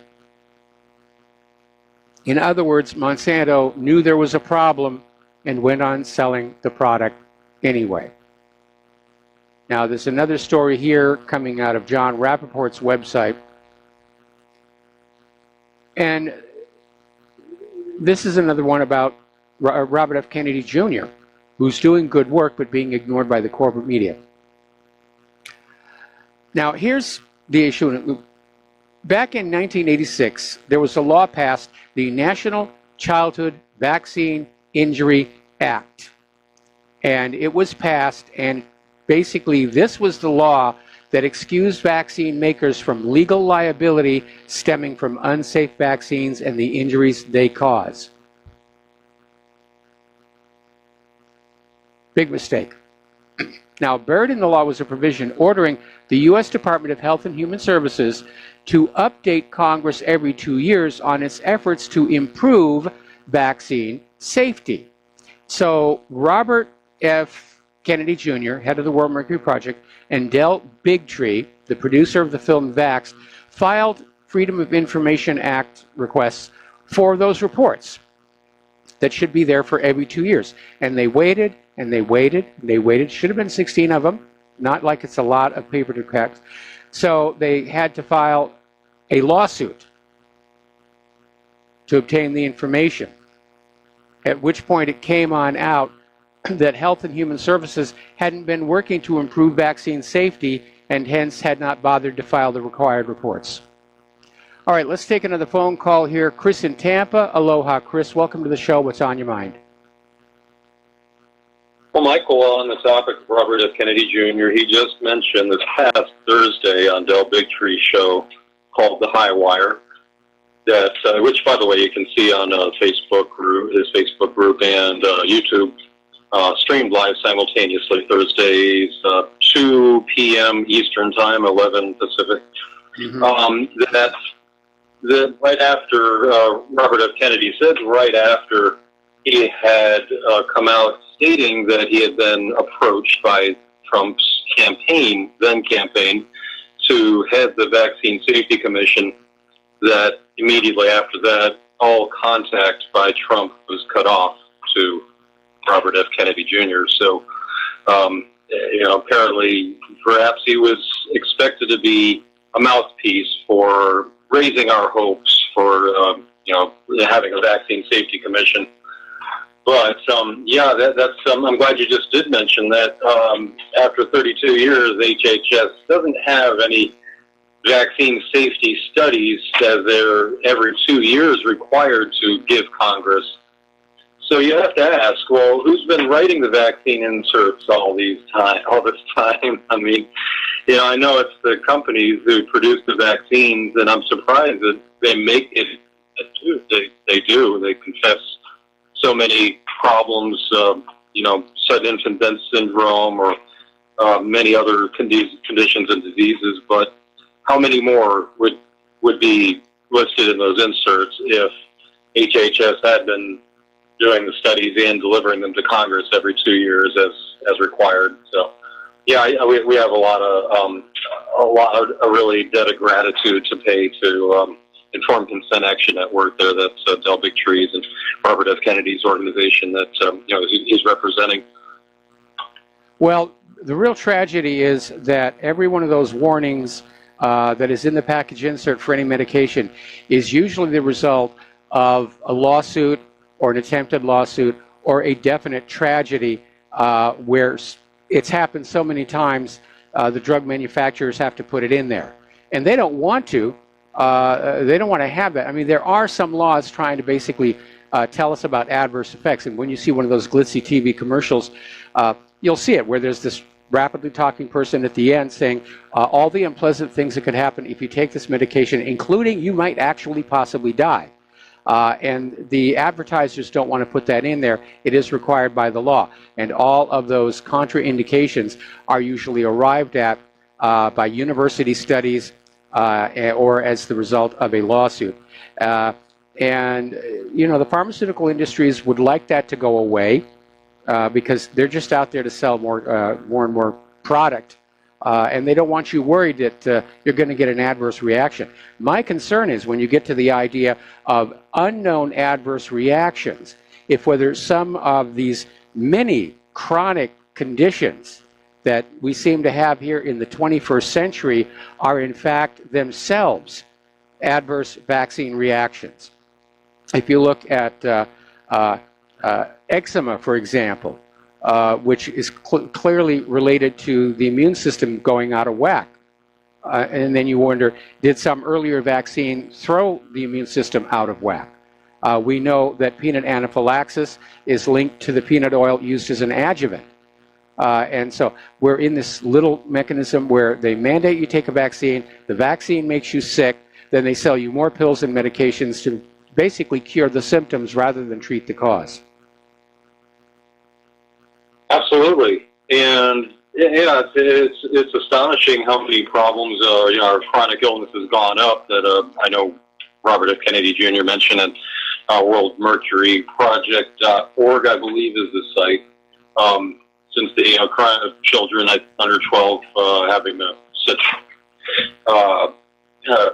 increased incidence of chronic illness, I hate to mention it without having the statistics, but suffice it to say, it's dramatic.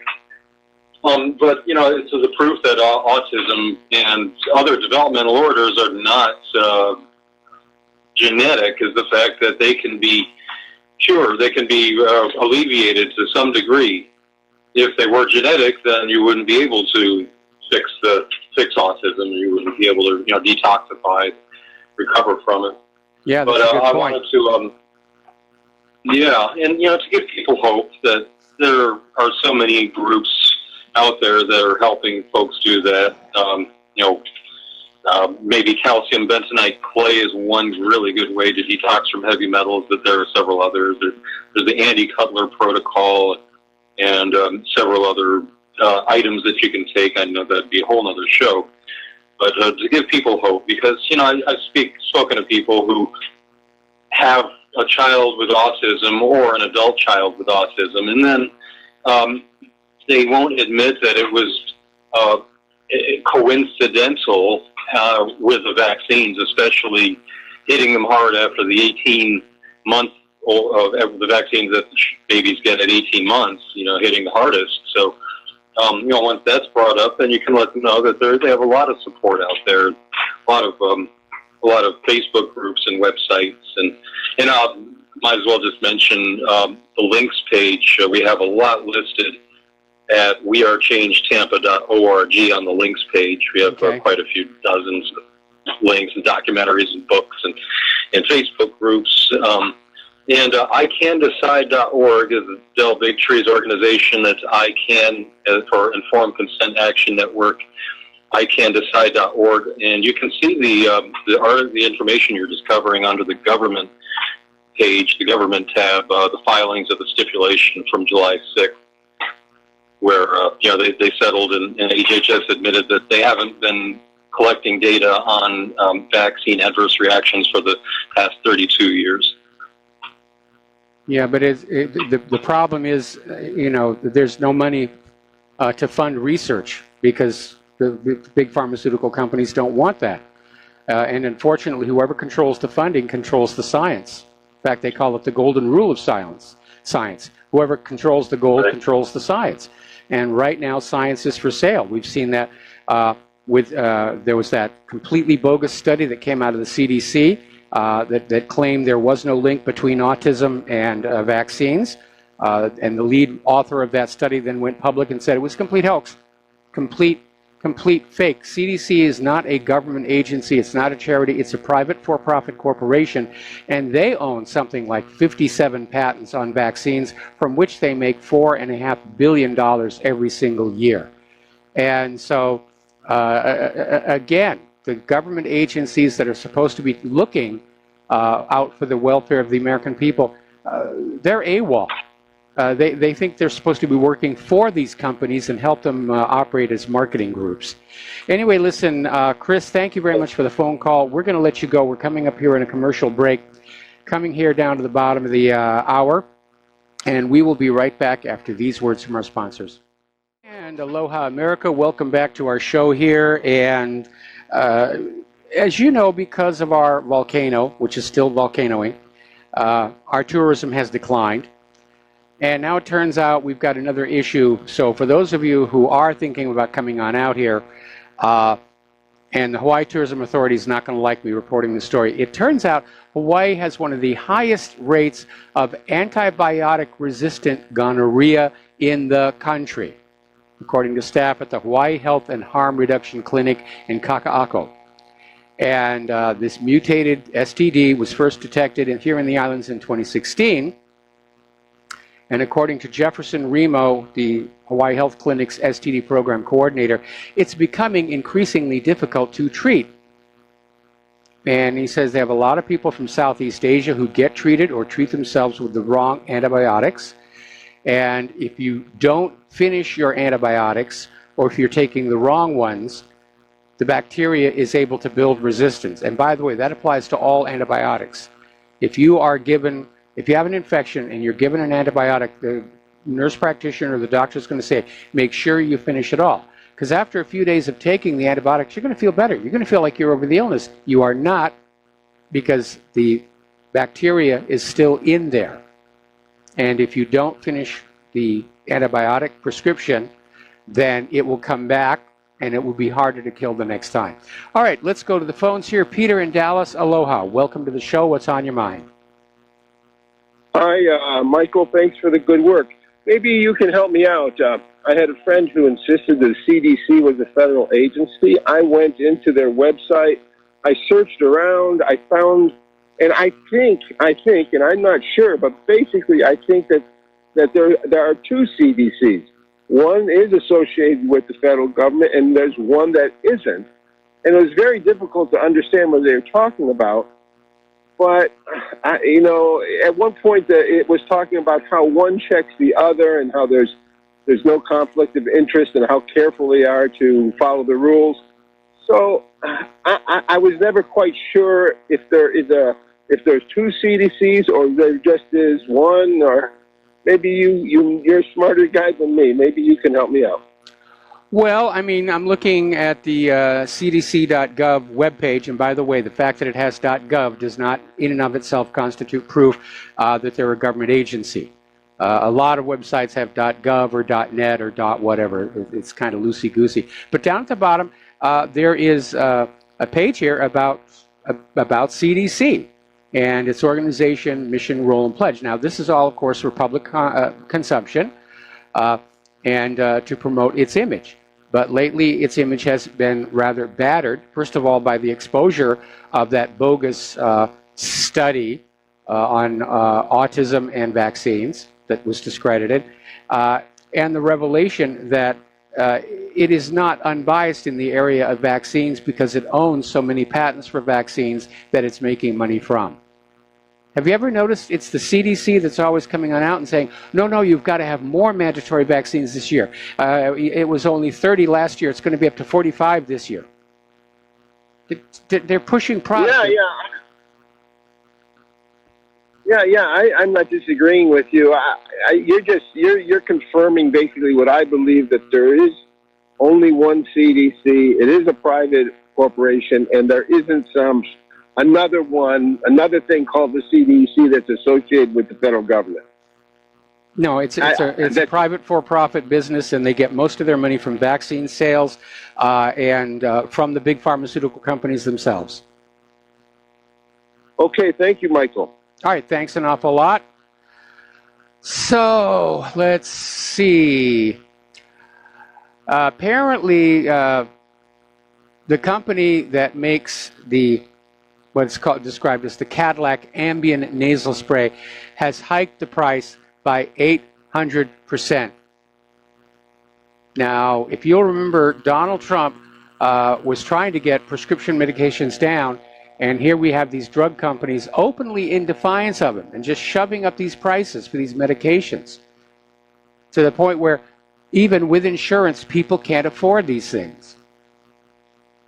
And so you've got this Raymond James and Associates drug companies have raised prices 3,653 times on 1,045 drugs so far this year. Now, normally drug companies will do one round of price increases in January and another in early summer. So it's more price gouging. It's like that guy who got the EpiPen, made it hugely expensive. Now, here's a little bit of good news. Federal authorities arrested the billionaire founder and owner of Insys Therapeutics on charges of bribing doctors and pain clinics into prescribing his company's fentanyl products to their patients. Fentanyl is a synthetic opioid. And right now, opioids are claiming over 64,000 lives a year in the U.S. alone. And we're talking prescription opioids because these things are addictive. These pharmaceutical companies are bribing doctors to turn their patients into addicts for profit reasons. We'll be right back. Join us on the air, 800-313-9443. And aloha, America. Welcome back to the show here. And somebody just mailed me a very interesting article, and this is actually from the worldmercuryproject.org, which is Robert F. Kennedy Jr.'s website. And it cites a study that somebody did up in Canada that showed that there is more autism in regions where vaccine coverage is highest. Now, we've been seeing that here in the United States for quite a long time. And I think one of the reasons to make vaccines mandatory is to get rid of that embarrassment that unvaccinated people are healthier. But it's another confirmation. The more vaccines are being used, the more the children are being damaged. But it makes money, and that makes it okay. Got something against capitalism? All right, now. Apparently, the gene editing tool CRISPR is in the news again. As you know, when it first came along, it was found to be making edits in other parts of the gene where it wasn't supposed to. Then they tried to fix that. But apparently they're still having issues where there are new safety fears over this gene editing tool because it's causing unwanted mutations in DNA that may prove dangerous, and the degree of the risk has been seriously underestimated, warning researchers. And this is the CRISPR-Cas9 technology, and they've discovered evidence that this tool causes unwanted mutations and is much less safe than once thought.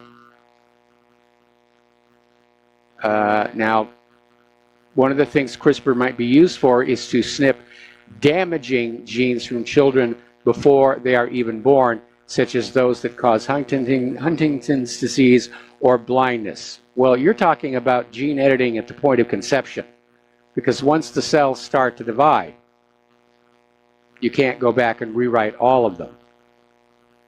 So we're getting into the age of designer babies. But again, DNA is incredibly self-referential. That's how so much information gets packed into such a little, relatively tiny molecule. And the problem is when you go in and you edit the genome, then other parts of the genome that reference that place that got edited, they will behave differently as well.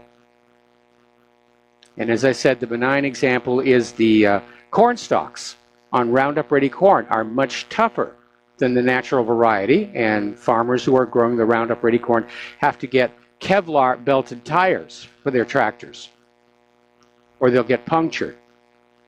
So very benign, low-key example, but it does indicate there's a risk out there. And now they're saying that, well, apparently there was a trial done last month suggesting CRISPR could actually cause cancer by making cells less able to repair their own DNA. Okay, hang on a second. Okay. Somebody called in and said that CDC is a government agency under Health and Human Services, but the line between big government and big business gets blurred under fascism here. The other day we were talking about how the new psychiatric and diagnostic manual had come on out saying that compulsive sexual behavior is a mental disorder, and they're taking just about every normal human behavior and trying to turn it into a disease from which they can make a profit. Now, I remember fondly what I was like when I was in that age, and I liked sex. Nothing not to like about it. I liked it a lot. I don't think I was being mentally ill. I think I was being a normal human male. But now the World Health Organization has stepped on in to say that compulsive sexual behavior is a mental disorder. And they're saying it's on a par with gambling or drug abuse. So, again, I don't know, whether they're going to come out with a pill for this. Going to come out with a pill and test it out on Bill Clinton. Okay, getting on back to here in Hawaii, we've had a little bit of a whoopsie. Apparently, there was a tour boat, and yesterday morning they were out off the coast of the volcano taking pictures, and the eruption threw what's called a lava bomb, which is a very large, very heavy rock, and it hit the boat, left a large gaping hole in the roof of the boat, and damaging one of the boat's railings. 13 people were injured. So again, it's beautiful to see, and I invite you all to come look at it, but have the proper respect. It is a live, active volcano. So, now then, over at Yellowstone, some people are getting a little nervous over there. Now, about a month ago, we were reporting on the behavior of what's called the steamboat geyser. And the steamboat geyser historically erupts like maybe once every year and a half, 2 years. And all of a sudden, it started getting really active. It's been erupting quite a bit. And now, apparently, a 100-foot-long fissure near the Yellowstone supervolcano has opened up and has resulted in the closure of parts of Teton National Park. And there are concerns that there may be some kind of an event about to happen there. There's certainly a lot of volcanic events happening around the Rim of Fire, although the USGS says overall there's no increase, it's just the normal. The perception is certainly that the planet is rocking and rolling here. Anyway, so back to Teton National Park. They've issued a statement regarding the newly opened fissure. Hidden Falls and Inspiration Point areas are currently closed due to the elevated potential for rockfall. And that's a very real risk. I remember a couple of years ago when some hikers at Yosemite got hit by a landslide. So it's unknown how long the closure will be in effect. Geologists are monitoring the buttress for movement and have initiated a risk assessment for the area. I remember after the big Northridge quake in Los Angeles, Southern California, and I was driving up in the Angeles Crest, and I saw a lot of big boulders that had just tipped forward, and there were big cracks behind them. You know, eventually they had to go on up there and either put them back in place or bring them down here. Australia has been hit with the coldest weather spell in 25 years. And apparently temperatures plummeted on the east coast of Marangaroo to a low of minus 11.1 degrees centigrade. And we're looking at global cooling. Ski fans are happy down in New Zealand and Australia, out in the Blue Mountains. They're happy. It's an epic winter. But they're still pushing that whole global warming. Well, they're calling it climate change now. But they're still pushing the warming because they want to link it to carbon dioxide and tax you for the carbon dioxide.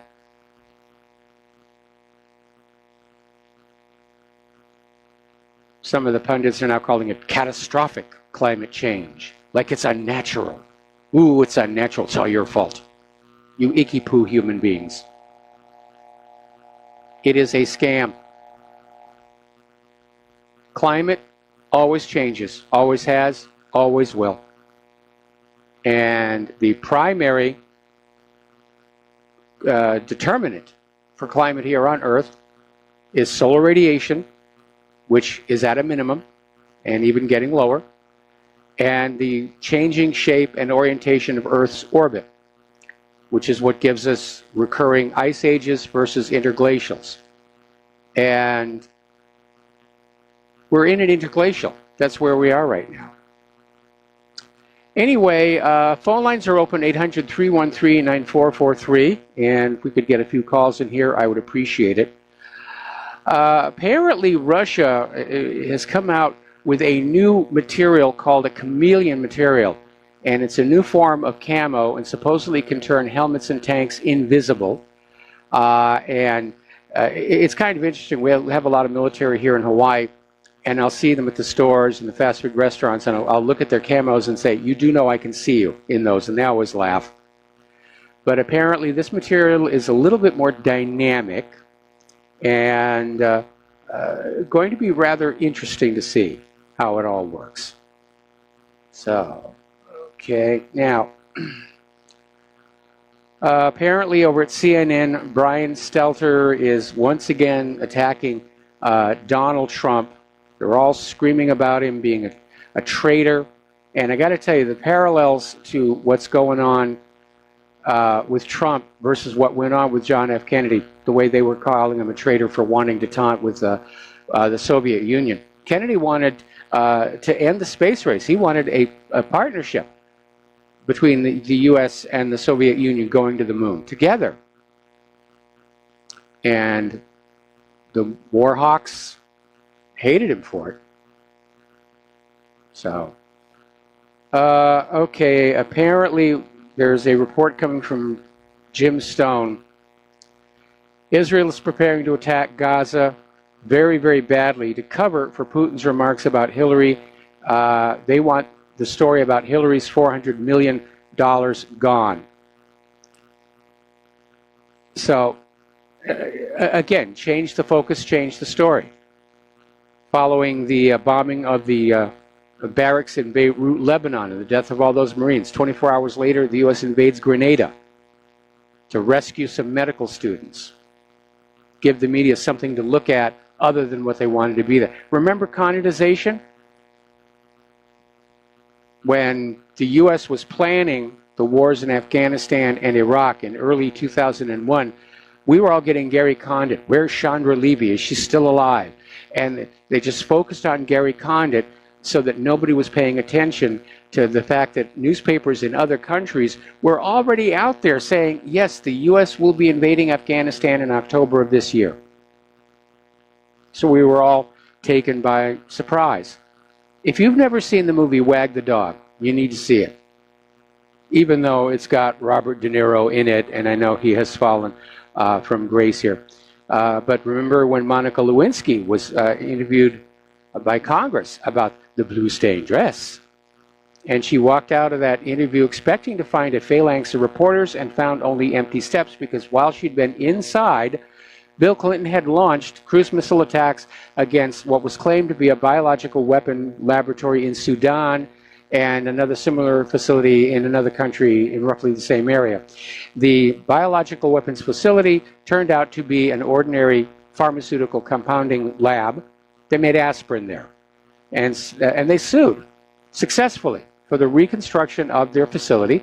So you, the American taxpayer, not only paid for the missile that Bill Clinton used, you got to pay to rebuild the compounding pharmacy here. So yeah, it is perfectly feasible that Netanyahu could launch a war into Gaza, and that part of the motive, besides just wanting to get it over with, would be to keep that $400 million story out of the news. Although so far, I haven't seen it on corporate media. So we in the independent media here on the internet, we're going to have to keep that story alive. That was the single most newsworthy thing Putin said, and the American corporate media just ignored it. Just absolutely ignored it. It was a bombshell. Okay, apparently Facebook's game of censorship is extending to pages regarding holistic medicine or self-healing, taking care of your own self. I don't want you to do that. I want you to go to a hospital, go to a doctor, spend money, spend money. Okay. Apparently the trade war is having a huge impact on the U.S. economy. Once thriving businesses are on the verge of failure, workers are being laid off, and some sectors of the economy are witnessing enormous price hikes. And corporate media is fixated on the drama surrounding the Trump-Putin summit, but the consequences of the trade war are continuing to enlarge. Okay, Russia has charged an alleged CIA mole with treason, could face 20 years in prison for that. And Hillary Clinton, she's back out there. I know she's going to try and run in 2020, unless a meteor hits her or something. But she's out there speculating about Trump's national loyalty. They're pushing the thing. He's loyal to Russia. He's not loyal to America. Boy, they're pushing so hard. I wonder if they're even going to wait for 2020. I wonder if they're really, like that one Democrat said, get rid of Pence and Trump and put in Hillary. Just reverse the election. I know that's what Hillary wants. Over at Health and Human Services, there has been a 224-page report issued on how the Obama administration allowed violent criminals, drug smugglers, and human traffickers, along with unaccompanied children, into the United States of America. And we don't know if it was intentional or they just screwed up royally. So, okay. Netflix apparently lost $17.8 million for each of its 112 Emmy nominations. That's odd. When I was in the industry, getting an Emmy nomination was supposed to make people love you more and come see your shows. Or is that what they spent on their ad budget?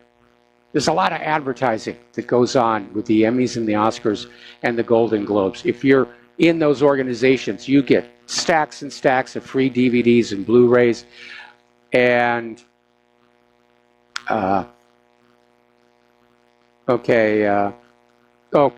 Netflix is just, they're losing viewers.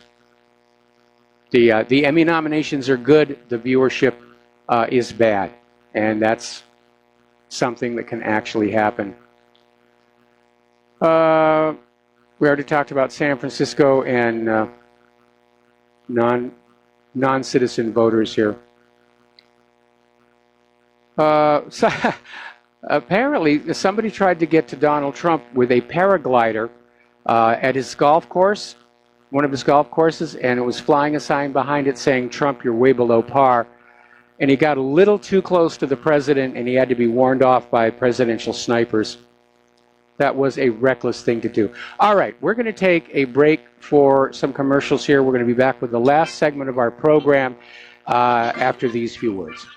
Aloha, America. Welcome back to our show, last segment of the program on this Tuesday. And in looking at this tsunami of propaganda that we are being fed by the corporate media, especially regarding Russia, it's like they're trying to bring back the former Soviet Union. And you listen to the descriptions that are out there. The Western media establishment thinks Russia is still communist, that religion is banned, and that's not true. Russia's in a new renaissance. And that may be why the West is afraid. Because the West, especially the United States, we're in decline. So rather than spend the money and do the work to improve our nation, it's just easier to go and bomb that other one down to where they're worse than us. And that's a terrible way to run a planet here. Now, another story over here. Apparently, Robert Mueller is suspected of giving the Podesta brothers immunity to indict Manafort, and for some reason is hiding this from the public. Apparently, he filed a request under seal, and there are 5 potential witnesses whose identity has not been released to the public, so there's still some skullduggery going on over there.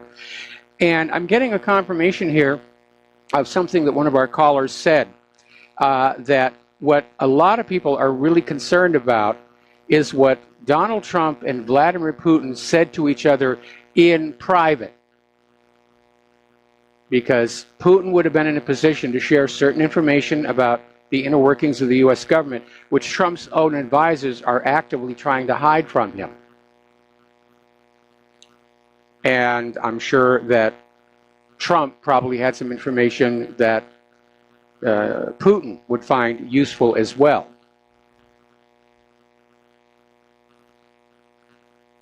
That's why everybody's out trying to stop this thing. I mean, CNN went on out and said Trump should cancel all of his meetings with Vladimir Putin until Russia takes demonstrable and transparent steps to prove they won't interfere in future elections. CNN, you prove they interfered in the last one. And no, the heads of 17 U.S. intelligence agencies swearing to me on a stack of Bibles that it's so doesn't make it so.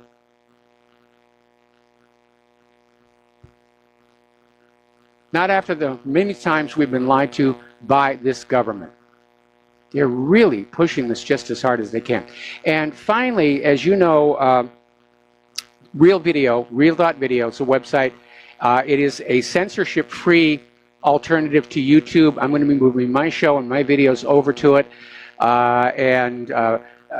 They've got a documentary out now, The Deep State Strikes Back, the first episode. There's a link to it, to the page on my main page, and it's a really good look at Spygate and what is going down. And so make a point of trying to see that one. Anyway, there's the music. Time for me to get out of here and get something useful done with the rest of the day. Please stay tuned for John Stedmiller. I'm sure he's going to have lots of interesting things to share with you. Please share what you learn here and on the website with everyone you can. We've got to get this information going on out there. We've got to shout down the corporate media's lies. Please donate to Republic Broadcasting. Please donate to whatreallyhappened.com. We'll be back here tomorrow. Aloha, America.